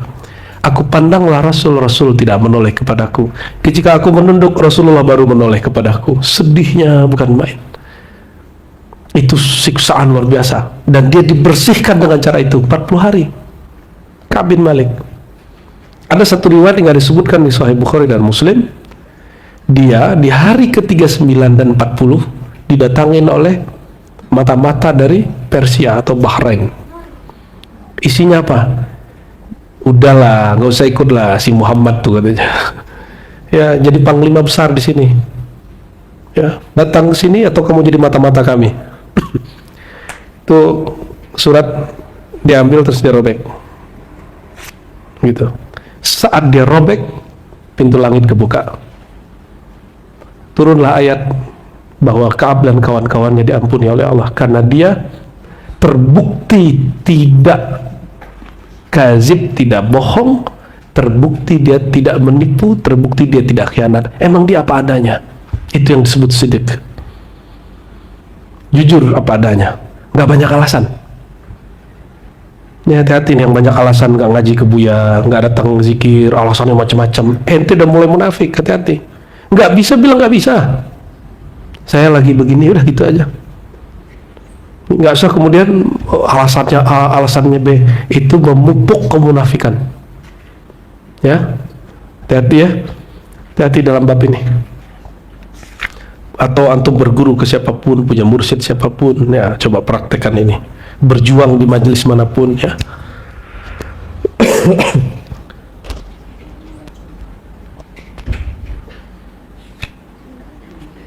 Dan suatu saat akan muncul. Itu cukup ya, kita langsung pindah. Ini syarahnya sama aja. Syarahnya saya takut bacanya. Syarahnya mengerikan. Kita langsung ke pasal berikut, pasal 10. I'lam ayuhal faqir anna Allah tabaraka wa ta'ala innama awjadaka fil alam. Sebelumnya kita baca surat Al-Fatihah Turuhani Rasulullah SAW, para guru-guru, mursyid-mursyid, para anbiya, Sayyidina Al-Khadir, para aqtab, para ghaus, ya, pengarang kitab ini, semua yang hadir, semua orang tua kita, semua guru-guru kita. Ya Al-Fatihah. Bismillahirrahmanirrahim.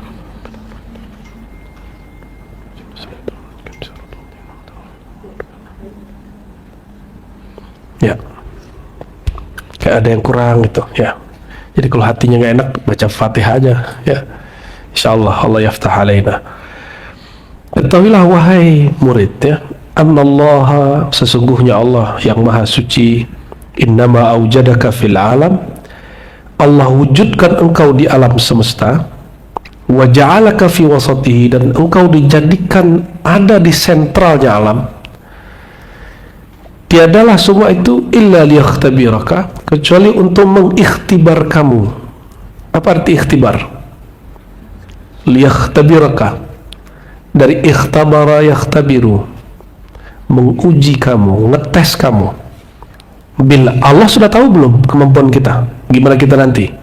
Ya, itu ilmu qadim azalinya Allah. Tapi dalam bab kemakhlukan, Allah tetap menjalankan untuk kita hukum alam, hukum sunnatullah ya. Kalau Allah mah sudah tahu antum nanti masuk surga atau masuk neraka, itu di ilmu Allah. Jadi kalau ada yang nanya, Allah kan sudah tahu, ngapain ada takdir segala. Itu ilmu Allah bro, ente kan bukan Allah. Allah dengan kekadimannya, dengan sifatnya yang azali, tahu semua. Kita kan bukan di situ. Kita sekarang di mana? Di alam kemakhlukan, penciptaan, alamul hudus wal khalq ya, al-hudusiyah wal khalqiyah, alam penciptaan. Oleh karenanya kita bukanlah orang yang punya wilayah masuk ke bab kekodiman Allah. Jadi jangan pertanyakan kenapa dia, pertanyakan dirimu apa yang kau siapkan berjumpa dia. Jadi la yus'al lamma yaf'al, Allah nggak boleh ditanya-tanya, dia mutlak. Kita yang ditanya-tanya. Terus ente bilang sombong banget lah, emang Allah sombong? Allah kan maha sombong ya. Al-Kabir, Al-Mutakabbir. Apa arti Al-Mutakabbir? Zat yang maha sombong. Apa arti sombong? Besar. Zat yang merasa paling besar, hanya dia. Ente protesnya sama Allah. Kira-kira begitu ya, kalau Allah begitu. Jadi kenapa Allah ciptakan kita di alam dan kita menjadi lakonnya hari ini? Jadi lakon di alam ini bukan jin, bukan malaikat, manusia. Kata orang Jawa, menungso. Manusia. Ini manusia kan? Ini jin manusia. Mau laki mau perempuan sama aja. Laki perempuan kan gender aja. Status kita di hadapan Allah kan insan. Dalam hak hukum fikih antum punya hak yang beda. Iya, perempuan ada haidnya, nggak sholat, pengen nggak sholat juga domi. Mau disunat ketiga kalinya, dipasangin rahim di dalamnya, rahim-rahiman. Kan nggak bisa begitu ya. Tapi ruh kita nggak laki nggak perempuan, cuma ruh yang akan ditiupkan laki-laki itu ada penciriannya di sisi Allah, walaupun tidak ada gender pada ruh ya. Liyaktabiraka bil awalim al-ulwiyah wa sufliyah, supaya menguji kamu dengan alam yang tinggi, langit, alam rohani, udah wasufliyah, dan alam yang rendah, alam bumi. Kayattadiha amruk, supaya jelas, wa tahaqqaq sidquk, jelas kejujuranmu. Kamu ini benarkah Abdullah hakikatan? Kamu ini hamba Allah yang sebenarnya atau hamba selain dia? Kalau kata guru kita mana? Ente asli nggak gitu ya? Itu sama itu. Ya, ente asli nggak nih orangnya? Jangan-jangan nyusup Bani Syaitan. Ya, semoga kita bukan Bani Syaitan itu. Ya, semoga kita betul-betul Abdullah. Maka saudara-saudariku, teman-teman semua, apapun yang terjadi itu testing aja. Masalah di rumah, masalah di majelis, masalah tempat kerjaan, masalah di jalan, masalah di mana aja, itu tes aja itu. Karena kalau gelas ini isinya kopi, goyanglah dia, nanti keluar airnya. Kalau isinya adalah apa? Air putih, goyang dia, nanti keluar airnya. Maka kejadian apapun, peristiwa apapun hari ini itu cuma goyang-goyangan supaya ngecek ini dalam ente apa, ya, keluhannya apa. keluhan yang mengeluhnya syakwa ilallah atau ngeluh kepada selain Allah, menuduh Allah atau berprasangka baik kepada Allah. Kok gitu amat sih Allah sama aku gitu ya? Ada yang ngomong gitu gak? Itu kafir hakikat itu. Kafir secara hakikat. Kenapa? Itu dia sama dengan menolak takdir. Menolak takdir itu menolak rukun iman yang ke-6. Menolak satu rukun iman, kafir apa mukmin? Kafir lah. Jadi untuk apa? Kalau di Quran, liyabluwakum ayyukum ahsanu amala. Kalau di Quran surat Al-Mulk, untuk menguji kamu amal terbaiknya apa, ya. Tapi kalau di kitab ini, untuk ngecek kamu ini sebenarnya apa dan siapa. Engkau ini hamba Allah, engkau ini bukan hamba Allah. Masih ingat sebelumnya kita pernah ngaji klan-klan alam semesta? Kalau ini boleh dibuka ya. Ada malaikat, ya. Ada malaikat, ada para nabi, ada para wali, ada orang biasa. Orang biasa itu disebut Bani Adam. Kalau para nabi disebut ya klan nubuat lah, atau klan nur. Kalau para aulia ini warisan nur, atau kalau istilah guru kita apa, Bani Ruh, ya. Apalagi ada jin. Jin sama setan beda nggak? Apa bedanya?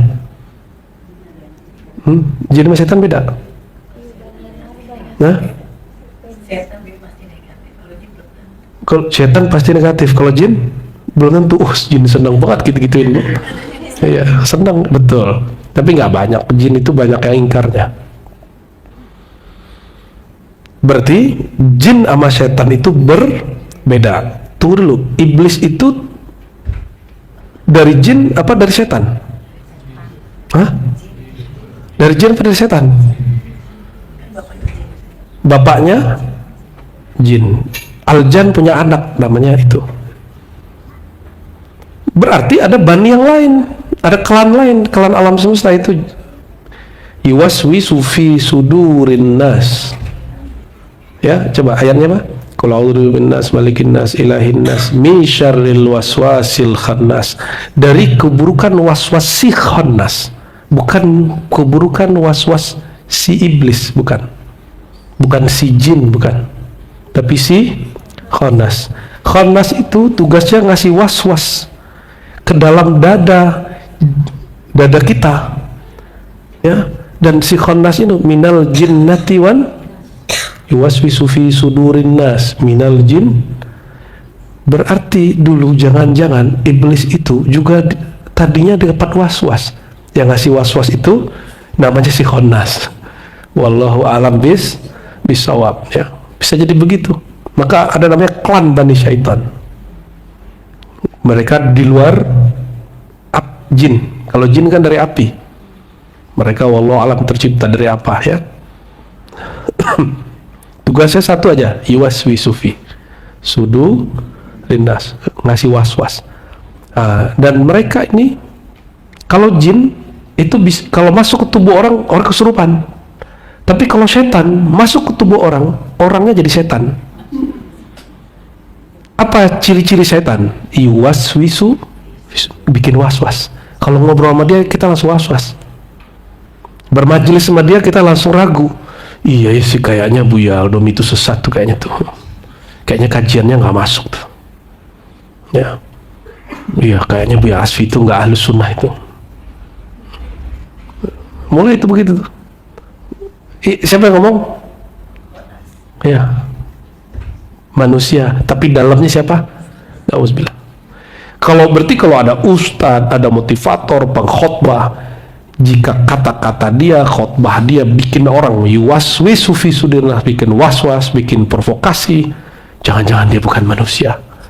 Tapi dia sebenarnya dalamannya bukan Abdullah, tapi dalamnya khannas. Nauzubillah summa nauzubillah.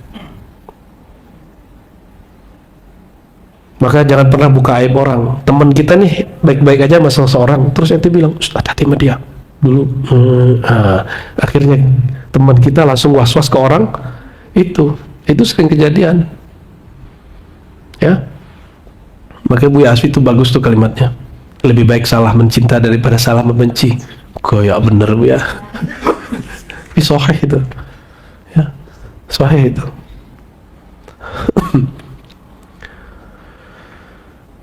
Fa'in kunta abdallah a'radta an siwah. Kalau indikator nih, kita ini hamba Allah atau bukan? Apa indikatornya? Coba cek dari sekarang. Jika benar engkau hamba Allah, a'radta an siwah, engkau akan berpaling dari selain Allah. Bidayatan wa nihayatan, mulai dari awal sampai akhir. Selain Allah itu apa aja? Posisi, pujian, nggak takut juga dicaci. Orang yang takut dicaci berarti sukanya apa? Sukanya dipuji. Itu mana bu puji? masih pegel kayaknya. Wa in kunta abdal hawa, jika engkau hamba selain Allah itu hamba nafsumu sendiri, aqbal ta'ala ma siwa, pasti kamu berpaling dari selain Allah dan mengikuti nafsumu sendiri. Idzal bidayah majlan nihayah, maka orang sungguh-sungguh di awal itu cerminan dia sukses sampai akhir. Jadi kalau ngaji di awalnya oke, insya Allah jadi ulama besar nanti tuh. Ini yang lagi kuliah nih, serius kuliahnya, baca kitabnya serius. Kalau sekarang serius, nanti kalau ceramah nggak perlu persiapan. Tapi kalau waktu nyantrinya kuliahnya nggak serius, nanti setiap kali mau ceramah googling dulu. Masa pinteran Google berente, ya? Saya tahu tuh yang ngaku murid saya Yasin Al-Fadani, sebelum ngaji dia googling dulu. Ya salam. Ya, pinteran bikinan Yahudi daripada dia. Itu bukan murid saya Yasin, tuh murid Google itu ya. Murid Syekh Al-Musnid Ad-Dunya wa Alam Maya Al-Google Al-Fadani. Maka sering-sering salah baca, tapi belagunya bukan main. Karena Abdul Hawa, ingin terlihat keren nama orang, nyebut-nyebutin nama. Ya Syekh Yasin mah besar. Kalau kita menumpang di balik nama dia, belum tentu kita besar. Malah kita jatuhin nama marwah Syekh Yasin itu.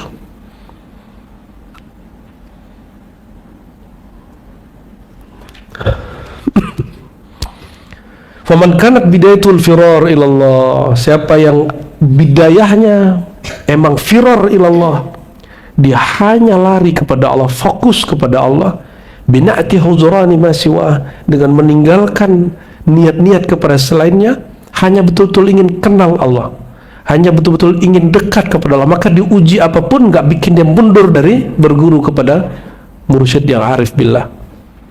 Dia tetap ya nyundul terus ingin kenal Allah. Kanat nihayatul usul ilallah, pasti ujungnya sampai mengenal Allah.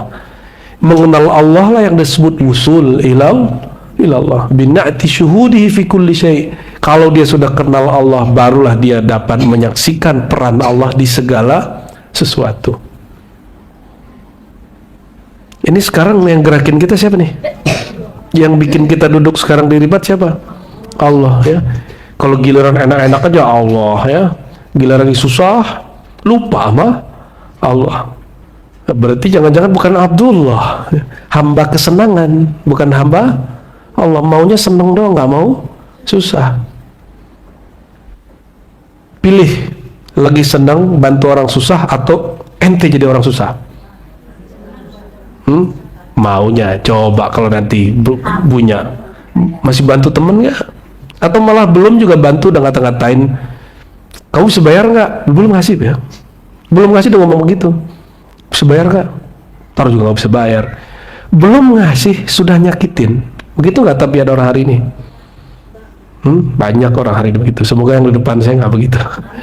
Amin. Habis itu jangan modus minjam ke teman ya. Sebagaimana kita nggak mau diganggu orang, jangan ganggu orang juga ya.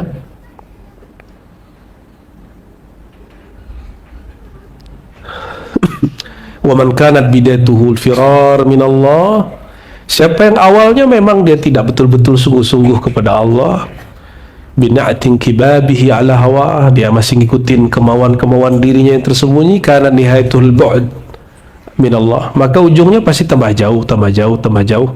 Itulah maksud guru kita, imam kita terbesar dalam thariqah zikir pagi sore itu, Abul Hasan Syah. Jadi kalau zikir khafi, Imam Bahaudin Naqsyabandi zikir jahar, Syekh Abdul Qadir Jilani kalau salawat, Syekh Tijani Idrisi ya, dan lain sebagainya. Apa kata beliau?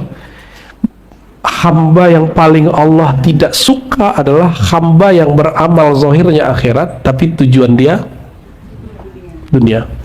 Masih ingat kalam itu sering saya sampaikan? Harusnya untuk Allah tapi dia gunakan untuk keperluan dunia, ya.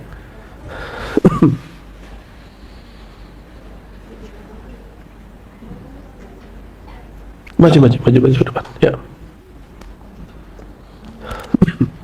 Ini masih bisa di sini spesial, maju aja.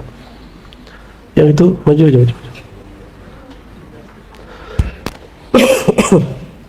Allahumma sholli ala sayyidina bina'ti ghalazatil hijab wa taqwiyatil azab kama jarat sunnatuhu subhanahu ma khalqihi faman aqbala 'ala Allah fi bidayatihi aqbala Allahu 'alaihi fi nihayatihi. Siapa yang menatap ke dalam dirinya untuk mencari tatapan Allah, pasti ujungnya berakhir dia ditatap oleh Allah. Gimana cara menatap Allah? Jangan tatap orang lain, tatap ke dalam diri. Akal menatap ke kolbu, kolbu menatap kepada fuad, ke dalam sir, ke dalam ruh hanya menatap kepada Allah. Jangan kemana-mana. Maka nggak usah dengar kata orang. Istafti kolbak, tanya batinmu. Jadi ke depan ini apapun nanti kita nggak akan kasih jawaban yang detail. Kita coba bilang, tanya kolbumu, ya. Torni muncul siapa gitu, itu wali beneran nggak? Tanya hatimu. Kita coba gitu aja ntar. Sampai puncaknya nanti muncul al-imam, al-wali, al-mutlaq, al-qutub, ya, qutubul aqtab, al-ghaus, al-waris, al-ahmadi, al-muhammadi, al-musamma bil mahdi. Kita cuma jawab, tanya ruhmu, tanya kolbumu. Kita nggak jawab. Siapa tahu pandangan kolbu kita beda tuh, ya. Cuma kalau dia mengiqbal ilallah, dia menatap kepada Allah, pasti pandangannya sama. Pandangan mata bisa nipu, pandangan akal bisa keliru, tapi kalau pandangan yang dari sir itu nggak akan pernah keliru, karena dia langsung dibimbing oleh Allah Subhanahu, di-guide langsung oleh Allah, dan itu nggak tembus siapapun. Maka dalam hadis athar, tidak sampai derajat sahih, la tasma'uhu al-hafazah, jangankan syaitan, malaikat hafazah pun nggak tembus, itu sir, ya. Sir itu zikirnya bermakrifat, bukan hanya nyebut-nyebut Allah, Allah, Allah, Allah. Itu baru di lisan. Pakai kolbu, itu baru di kolbu. Dia mesti ada makna, mesti ada kaidah, mesti ada kerinduan kepada yang punya nama. Baru namanya zikir sir, ya. Baru namanya firar ilallah. Saya sudah zikir 70.000 tat, gitu. Terus kenapa 70.000? Allah nyuruhnya zikir sebanyak-banyaknya, bukan 70.000. 70.000 itu cuma latihan. Saya sudah suluk 50 kali. Emang urusannya apa yang disuluk 40 kali jadi wali? Belum tentu. Siapa tahu masih sibuk sama angka. Yang penting itu lebih dari itu, yaitu al-ilmu bil mazkur, mengenal yang disebut. Siapa yang disebut? Allah Subhanahu Ta'ala. Ini yang kita ulang-ulang terus supaya antum gak lupa. Sebelum la ilaha illallah apa dulu? Fa'lam. Nah, maka ribat ini visinya satu aja, Bu, ya. Al-ilmu qabla al-qaul la ilaha. Jadi berilmu sebelum kita baca la ilaha. Nah, masih ingat kata Sri Sakti? Sampai memulai jalan rohaninya dengan ilmu, dia tidak akan pernah futur, tidak akan pernah kendor. Ini mohon maaf nih, yang kendor-kendor ini mungkin ente mulainya karena orangnya viral, karena zikirnya bikin nangis, karena doanya bikin tersentuh. Pret. Apa itu? Sampah itu, ya. Bukan itu, fa'lam, bukan fabki, nangislah kamu, enggak. Karena dia bisa bikin kamu nangis, ikutilah dia. Bukan, ya. Karena dia bisa bikin kamu tersentuh, enggak. Fa'lam. Maka jalan kepada Allah itu cuma fa'lam. Jadi babul ilm al-bab al-wahid ilallah. Itulah fafirru ilallah. Satu-satunya jalan kepada Allah hanya jalan ma'rifatullah, enggak ada lagi. Masih ingat Barsisa berapa tahun dia zikir? 500 tahun. Dianggap Allah nggak? Ya, ente zikir nih 70.000, 4.400, tapi pikirannya apa? Semoga daganganku laku. Itu kan dunia masuk. Kenapa? Masih hubud dunia, di kepalanya masih ada angan-angan, kan kata Nabi. Ya, dua hal ya, orang tua dan anak muda sama aja. Hubud dunia wa tulul amal, cinta dunia, panjang angan-angan. Ini yang ganggu zikir, nggak bisa khusyuk. Itu sebabnya kata Nabi, supaya kamu sholatnya fokus, shollu kama ra'aitumuni usolli. Hadirkan beliau di depan, rasa beliau di depan, baru kita takbir. Saya nggak bisa bayangin Rasul. Ya, ente kan punya guru. Itu yang disebut rabitatul mursyid. Maka semua wali membolehkan rabitah. Namun dulu ada yang salah paham, padahal dia juga seorang ahli thariqah. Syekh Ahmad Khatib bin Akam, orang kampung Buya ini, Koto Gadang dia ya, Koto Tuo di Agam, tapi jadi imam di Masjidil Haram. Ngerikan itu orang kampung Buya itu. Dia seorang syekh juga mazhab Syafi'i dan berthariqat Khalwatiyah. Di thariqat Khalwatiyah ada bab rabitah, cuma mungkin ada selek aja sama orang thariqat Naqsyabandiyah Khalidiyah dulu ya. Wallahu a'lam bis. Jadi boleh kita memvisualkan guru, bukan menyembah guru. Kalau orang terkenang gurunya, dia terkenang ajaran gurunya. Gurunya kalau ngajarin ma'rifatullah, kalau ingat guru pasti ingatnya cuma Allah. Ya, semoga kita seperti itu ya. Amin ya rabbal alamin.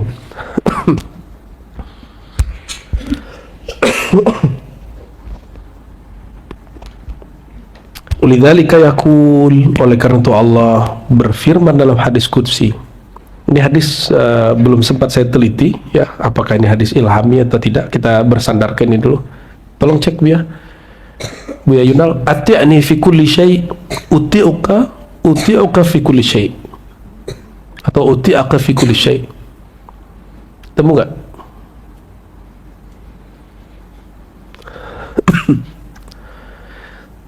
Patuhilah aku dalam segala sesuatu, aku akan turuti engkau dalam segala hal. Ini hadis qudsinya. Sahih ya? Ilham Ibn Arabi, Pak Syaikhul Qadir, atau betul-betul hadis qudsi?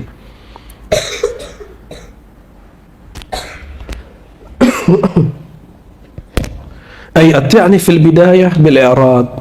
Artinya di awal kamu memulai perjalanan rohani, taatilah aku dengan berpaling dari segala sesuatu, maka di akhir aku akan menumpah ruahkan tajalliyat anugerah nurku kepadamu. Wal mafhum min al hadis anna man a'rada anillahi a'radallahu anhu. Nah, berdasarkan itu, siapa yang berpaling dari Allah, Allah pun berpaling darinya. Jadi kalau dibalik, kapankah Allah menatap kita? Saat kita menatap sang kesejatian diri di dalam diri kita, karena dia berasal dari hembusan rahmatnya Allah Subhanahu wa ta'ala. Faman arada tamattu' bi anwaril haqiqah, siapa yang ingin menikmati nur hakikat, falyukim mizan syariah, maka hendaklah disiplin dalam menjalankan timbangan syariat. Kan masih ada yang nanya, syariat bertentangan dengan hakikat. Itu nggak ada di kita ya, tapi dia berkait. Dan dua hal ini tidak bertentangan, dia hanya berbeda. Ya, coba nggak usah aneh-aneh. Jalan yang di depan itu ada dua jalur ya, ada yang ke selatan, ada yang ke utara. Itu jalan bertabrakan atau jalannya berbeda? Berbeda bukan berarti, ya, paham maksudnya? Ya. Jadi siapa yang ingin menikmati nur hakikat, jalannya mesti menjalankan syariat. Maka derivat, ada nggak ajaran di sini nggak usah sholat? Ada nggak? Ente kalau jadi wali nggak usah sholat, norak gitu, nggak ada. Kan nggak ada. Malah kita ada suluk ya. Suluk itu sholat 5 waktu dijaga, bahkan ditungguin. Siapa yang masih berwudu ditungguin. Sepengetahuan guru tentunya. Kadang-kadang ditungguin nggak keluar-keluar. Ternyata dia tidur. Ada juga yang nggak tidur, ya, sakit perut di saat orang mau takbir, kan kena setan itu ya. Giliran mau takbir sakit perut, nah itu dia dikerjain syaitan itu. Nah, dia caranya gimana? Syaitan itu masuk lewat darah. Darah itu lewat makanan, minuman. Caranya kurangi makan, kurangi minum. Orang suluk hasilnya begitu.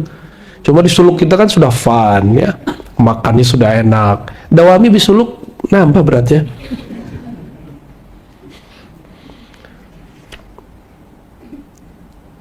Nah, menjalankan timbangan syariat dengan nilai rasa hakikat, itulah kesempurnaan.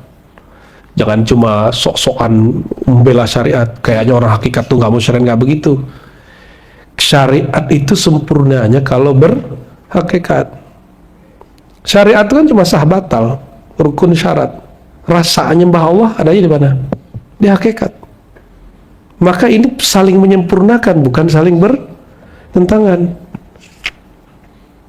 Kenapa orang takut belajar hakikat, takut ninggalin syariat? Nggak bakal ada. Justru batalnya syariat kalau dia kosongnya syariat, hampanya syariat kalau tidak berhakikat, dan batalnya hakikat kalau dia menentang syariat. Sesederhana itu, nggak usah khawatir lah ya. Buya-buya ini kan ngaji syariatnya bertahun-tahun ya, nggak mungkin Buya ini meninggalkan syariat, kecuali Buya lagi saker, lagi ahwal. Tidak hati-hati ntar kalau Buya Aldomi saker, tiba-tiba udah lewat jam isya, lewat jam subuh ya, lagi saker. Orang saker mabuk nggak wajib, tapi ntar kalau sadar dia wajib mengqadha gitu. Semoga nggak kejadian Bu ya. Kita doakan Bu ya nggak sesaker itu. Wa indi anna majmu'a dzalika hiya khultatun nas allati hiya sababul ghulta wal iltibas. Faman wafaqa Allah lil wahsya min an-nas fa la yaman Allah arada yaftah lahu babal unsi bihi kama qala waliyullah sayyidi ibn Athaillah. Salah satu yang bikin orang berpaling dari Allah adalah fokus kepada Allah adalah menghindari terlalu sering berinteraksi dengan manusia. Kalau dulu secara offline, sekarang offline dan on banyak sekali yang tadinya lurus hatinya, lurus jalan ngajinya, dengerin kajian yang berbeda sedikit dengan kajian Buya Asfi, langsung goyang, nggak datang lagi keribat. Baru digeber dengan orang yang beda faham, sudah terganggu ya, cuma karena masalah ya dulu isim ruh ya, amma status ruh itu makhluk apa manfuh, Quran itu maj'ul apa makhluk, itu doang bikin goyang. Itu nggak siap jadi orang cerdas namanya ya. Orang cerdas itu siap berbeda dan siap memunculkan istilah-istilah baru, karena semua istilah itu kan diciptakan oleh ulama.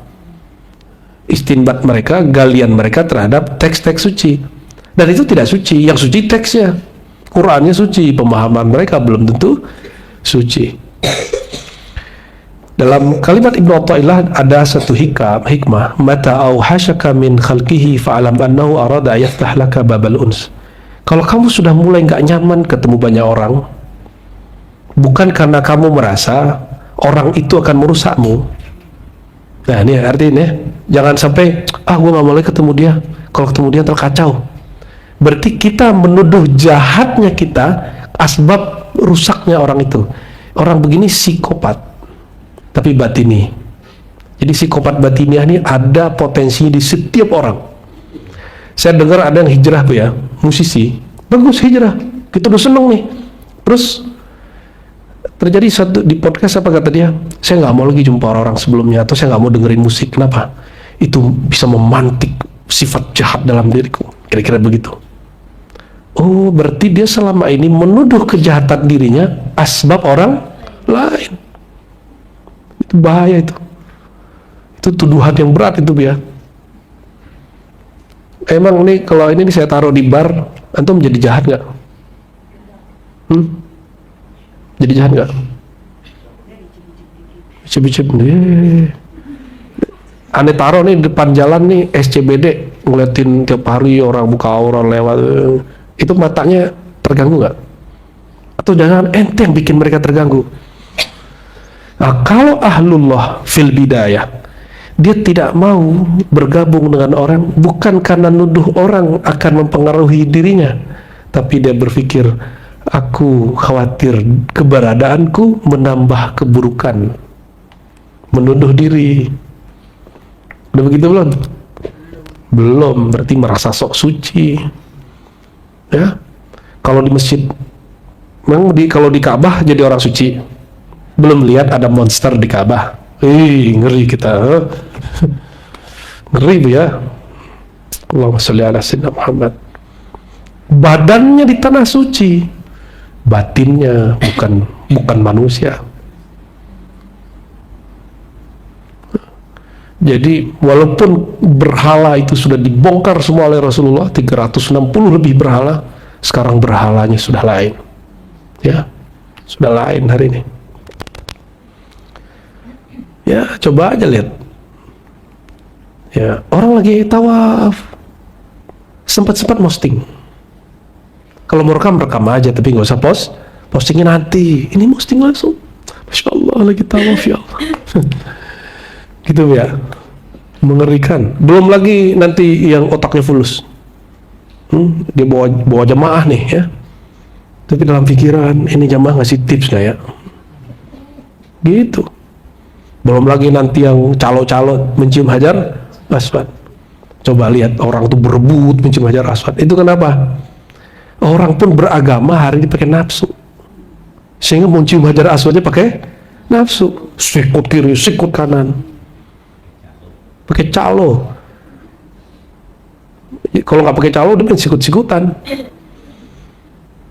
Nanti akan ada masanya orang kalau cium hajar aswad itu antri pelan-pelan, malah dahuluin orang.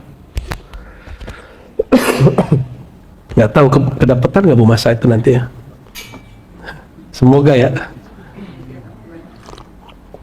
Semoga kalau dipanjangkan umurnya insya Allah dapat. Kalau enggak ya semoga mati syahid ya. Amin. Kapan Allah mulai buka futuh kolbu? Ciri-cirinya sudah nggak mulai nyaman sama komunitas lama. Nyamannya dengan keluarga yang baru, yang hanya membicarakan Allah, Rasulullah, sholawat gitu. Bukan karena merasa sok suci, tapi mulai merasakan ada unsiah, ada keintiman bersama Allah Subhanahu wa ta'ala ya. Itu kabar gembira yang ditulis oleh Ibnu Athaillah As-Sakandari. Wa man khalatan nas lam tastaqim lahum Allah hala.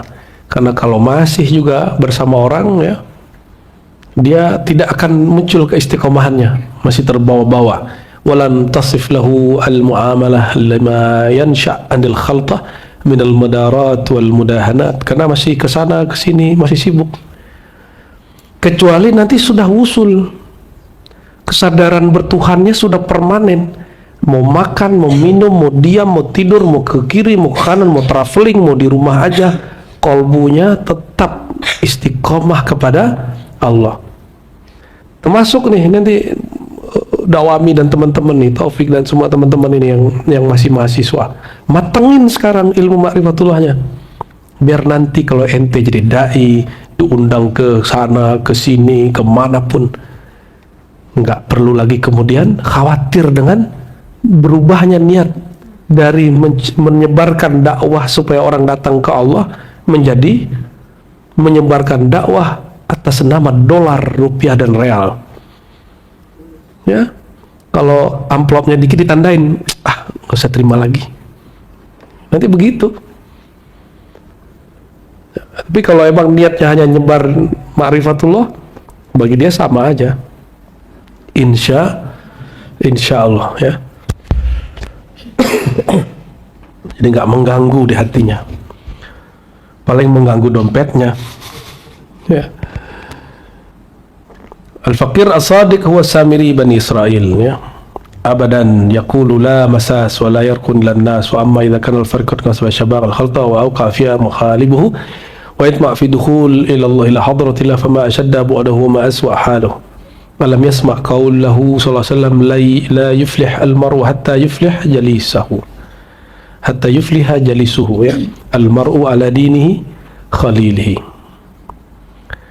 Jadi kata Nabi SAW, orang itu nggak akan futuh sukses rohaninya sehingga teman duduknya itu yuflih. Orang yang memang muflihun, orang-orang yang kolbunya beres. Al-mar'u ala dini khalili, seseorang berdasarkan khalilnya. Dajjal, nama kecilnya siapa? Samiri. itu supaya dia bisa melawan semua para nabi, itu dikucilkan, dikholwatkan ke pulau. Lo ada yang mau jadi tentara Dajjal nggak pernah kholwat. Dajjal itu waktu kecil namanya Samiri, yang bimbing dia zikir langsung Jibril. Antum baca semua riwayat begitu. Lo ente mau ngelawan Dajjal, gurunya sibuk sama Google, sibuk sama handphone, sibuk sama aib orang, mursyidnya tidak tembus kalbunya kepada Allah, malah nuduh orang yang jumpa rohani malaikat, jumpa arwah-arwah, bahkan jumpa nabi dengan halu. Terus gimana nanti kalau ketemu Dajjal? Dajjal yang bimbing dia dulu siapa? Jibril. Tapi kan dia nggak patuh sama Jibril. Jadi zikir-zikirnya, ente kalau ngelawan Dajjal dengan zikir-zikir itu nggak sanggup kita. Nggak sanggup kita. Ya berdoalah semoga Allah ya tunjukkan jalan. Gimana cara ngelawannya? Nabi Musa aja ketemu diam. Betul nggak? Nabi Harun dianggap beliau gagal sehingga Bani Israel kemudian menyembah patung sapi betina, patung anak sapi, itu jenggotnya ditarik. Giliran Dajjal dia langsung bulu kuduknya bergidik langsung. Sekelas Nabi Musa ngelihat Dajjal itu ngeri, ngelihat Samiri itu. Maka jangan kira-kira kita ini kalau jumpa Dajjal ente masih mukmin, dicabut imannya nanti. Jadi jangan kemudian sok-sokan udah ngaji di ribat tar ketemu Dajjal lah. Kita aja belum tentu beres ini. Kita sedang belajar memperbaiki diri ini. Sama-sama lah ya. Insya Allah. Lagi sama-sama kita latih. Makanya walaupun kita tetap ada latihan zikirnya, tapi jangan sampai zikir itu menipu ya, memperdaya.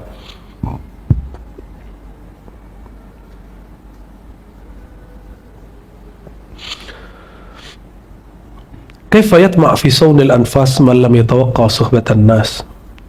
Ya, bagaimana mungkin orang berkehendak menginginkan untuk menjaga dirinya ya, sedangkan dia tidak menjaga persahabatannya. Oleh karena itu, bermajlislah dengan ahlullah, berkawanlah dengan orang-orang yang kalbunya terpaut dengan Allah. Jadi kalau mau cek ini ciri-ciri orang akan usul kepada Allah apa? Gaulnya sama siapa? Gitu ya. Nanti dicek, kalau dicaci marah nggak, kalau dipuji melayang nggak. Kalau dia biasa-biasa aja semua dia pulangkan kepada Allah, insya Allah itu tanda bidayahnya sidq ya, bidayahnya oke. Kaifa yurja syuruqu anwar qalbihi wa lam yakum bi adwabi rabbih. Bagaimana mungkin mengharapkan kalbunya terbit cahaya sedangkan dia tidak menunaikan, tidak menerapkan adab kepada Allah Subhanahu wa taala. Maka ada ayat surat Mumtahanah ayat 1, ayyuhallazina amanu la tattakhizu aduwwi wa aduwwakum awliya. Wahai manusia, wahai orang beriman, jangan engkau jadikan musuhku dan musuh engkau sebagai aulia, pelindung. Aulia sebagai kawan dekat. Min duni, selain aku. Oleh karena itu, ciri-ciri orang yang shadiq, gaulnya nggak terlalu gaul. Orangnya gaul, tapi dia nggak akan terlalu banyak. Di sini dia punya teman, ente jangan bangga begitu. Kita curiga, jangan mau kamu banyak. Ya, dari dulu orang-orang yang berprinsip itu jelas. Dari awal negara Indonesia ini ada ideologi itu langsung memisahkan orang. Ini ideologi nasionalis, ini PKI, ini apa agama, apa itu langsung bisa pisah. Masa dalam beragama kita nggak begitu? Ini bukan ngajak untuk berpisah-pisah, bukan. Ini untuk al-najah wal falah fit tariq ilallah. Kalau sudah mulai berjalan kepada sisi Allah, mesti mulai pilih-pilih. Makan aja kita pilih-pilih kan, kalau kita udah tahu ini makan bahaya.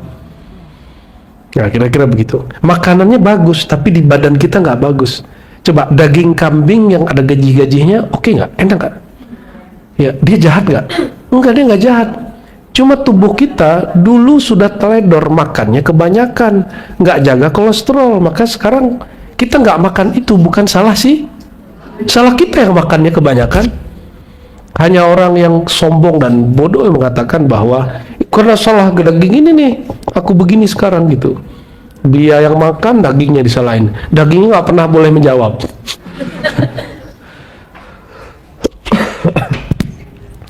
Wala adu wa akbar mimman yasudduka bi suhbatihi anillah. Siapakah musuh Allah itu? Musuh Allah itu orang yang membuat engkau terhalang kepada Allah. Maka punya pasangan harus yang mendukung kita kepada Allah. Kalau enggak, tinggalin aja. Ini sudah bab jalal nih. Nggak bisa diperbaiki, tinggalin. Tapi semoga bisa diperbaiki. Diajak ngaji bareng. Ya, ajak ngaji bareng. Ini yang suami istri udah ngaji bareng ya. Bang Tezar udah nih ya. Udah nih, udah. Itu masih jomblo aja.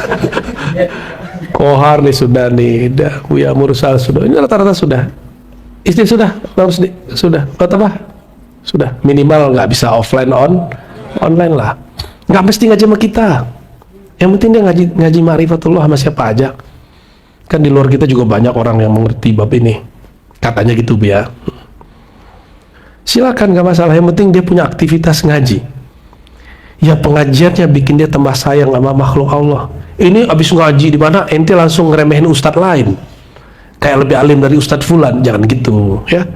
Cukup katakan, oh kita beda jalan sama dia. Nggak usah kemudian menghina si ustadz ya. Jadi siapa musuh terbesar? Siapapun yang menghalangi jalanmu kepada Allah, maka berdoalah semoga rumah tangga yang sudah punya rumah tangga ya, yang punya istri, punya pasangan, punya suami, punya anak, punya kerjaan, semuanya mendukung jalannya mendekat kepada Allah ya. Amin ya rabbal alamin. Dikit lagi ya. Al-firar ayuhal faqir min suhbatil alam waqtafi bi suhbati rajulin yuzahiduka fid dunya bina'tid dalala 'ala Allah in wajadta. Cukuplah ya. Larilah al-firar, menjauhlah ya. Daripada apa? Dari engkau bersahabat dengan alam. Cukuplah kamu punya satu teman ya, tapi dia mengeluarkan cintamu kepada selain Allah walaupun orangnya cuma satu. Waj'al hawaka maqsuran ala hawa, jadikan hawamu dididik ikut kepada hawanya. Wafni fihi fana man istaulat alaihil mahabbah wa la yasuddanaka syaitan an awamirihi wa nawahi. Itu orang itu kita sebut mursyid ya, guru syekh. Jadi cukuplah punya guru satu daripada guru banyak tapi bikin ente teler ya. Guru banyak malah kemudian jadi juri. Mending satu guru sampai. Satu guru, satu mursyid, satu torekot aja cukup. Tapi bisa bikin kita terdidik.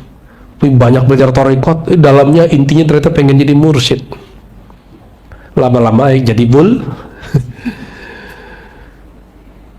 Kullama tamassakta bi mahabbati wahai faqir, setiap kali engkau berpegang teguh dengan cinta kepada orang yang mengeluarkan cinta dunia dari kalbumu, illa wasalta ila mahabbatin Nabi sallallahu alaihi wasallam, pasti kamu sampai kepada mahabbatun Nabi. Siapa orangnya kita sebut tadi apa? Syekh mursyid arif billah. Wa kullama tamassakta bi mahabbatin Nabi, setiap kali engkau berpegang teguh dengan cinta kepada sang Nabi. Jadi guru mursyid itu tidak mendidik muridnya supaya ikut dia, tapi ikut Rasulullah sallallahu alaihi wasallam. Tidak mendidik muridnya supaya menatapnya, tapi supaya menatap Allah Subhanahu wa taala. Tapi cara menatap Allah mesti lewat Nabi dulu. Maka setiap kali engkau cintamu ketemu dengan cinta Nabi, tatapanmu sampai kepada tatapan kolbu Nabi, illa wasalta ila mahabbatillah, pasti kamu sampai kepada cinta kepada Allah. Jadi kalau rumusnya gimana? Cintai guru yang mencopot rasa cinta dunia di kolbu, otomatis kita akan cinta kepada Rasulullah. Cintai Rasulullah semutlak mungkin, sebanyak mungkin.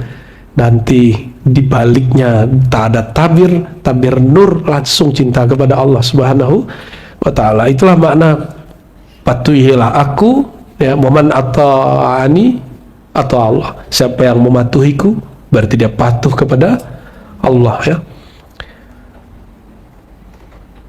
Wa hadzal qadar la yasul li faqirin aqada ala qalbihi uqdat as-sidq, dan itu mustahil terjadi kecuali si murid punya sifat sidik. Disebut murid sadiq, zahir batinnya sama, dia sungguh-sungguh kepada gurunya dan dia tidak berpaling kepada selain Allah, ya.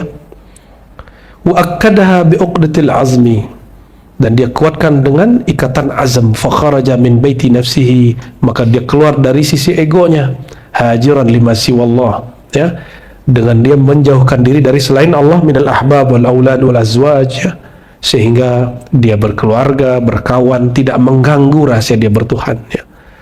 Fa'awa ila kafir rahmah rabbaniyah, Nabi itu mentalak Aisyah enggak? Mentalak Khadijah enggak? Ketika beliau sedang menyepi berkhalwat di Gua Hira, itu Khadijah ditalak enggak? Nabi itu sholatnya paling bagus, apakah beliau menelantarkan istri-istrinya? Nabi itu sedekahnya paling keren, apakah beliau kurang menafkahi istrinya?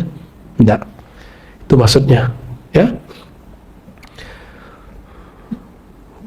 Jadi sidik, kalau dalam kalbunya ada sidik, maka dia akan keluar dari egonya, dia gak akan terganggu oleh masalah keluarganya, ya.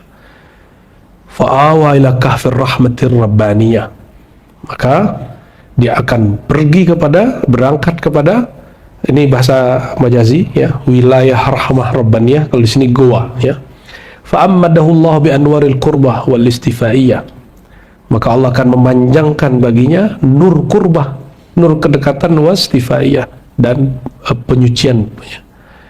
Fanala ghardahu wa maqsudahu, maka sampailah tujuannya. Faradiyallahu an man tafarraga li suhbatir rijal qalban wa qaliban, maka beruntunglah orang, ya, karena dapat ridha Allah, asbab dia berguru, bersahabat dengan seorang dengan kolbunya dan juga zahirnya, qalibnya. Wa sadaqa ahlul haqqi fi ahwalihi, dan sungguh benarlah ahlul haqq fi ahwalihi. Wa inna zahir ainul batin, karena zahir itu intinya batin, sebagaimana batin sumbernya zahir. Wa tajarrada an kulli aqin fi batinihi, dia berjuang membuang semua ikatan-ikatan, belenggu-belenggu dari batinnya. Wa syaghala fi zahirihi, lalu dia sibuk menjalankan riyadhah mujahadah secara zahirnya. Farabiha wa rabbaha, dia bisa membuat dirinya beruntung, bermakrifat kepada Allah, nanti pun dia bisa rabbaha, dia bisa membagi keberkahan untung makrifatnya ke orang. Ini yang disebut dai. Ngajar makrifat nggak mesti guru loh, ya, bisa kawan, teman diskusi, itu bisa. Wa hadza ma wajaba bihi lilam wa nufattinu ya faqillah dzal kalam fa innahu safitu salamati min iqamati al malamati wassalam. Jadi intinya beliau sedang ingin mengatakan bahwa mulailah berguru itu dengan sidik dan niat, ya, niat yang benar. Itulah alasannya kenapa kita hatta al-yaum sampai sekarang masih baca ilahi anta maksudi wa ridhaka matlubi, bukan ya Buya Aldomi terima aku jadi muridmu, bukan, tapi ilahi anta maksudi wa ridhaka matlubi, supaya tidak terganggu nanti oleh sisi manusiawi beliau, gitu, ya, atau ada masalah problem-problem sifat-sifatnya manusiawi. Semoga Allah Ta'ala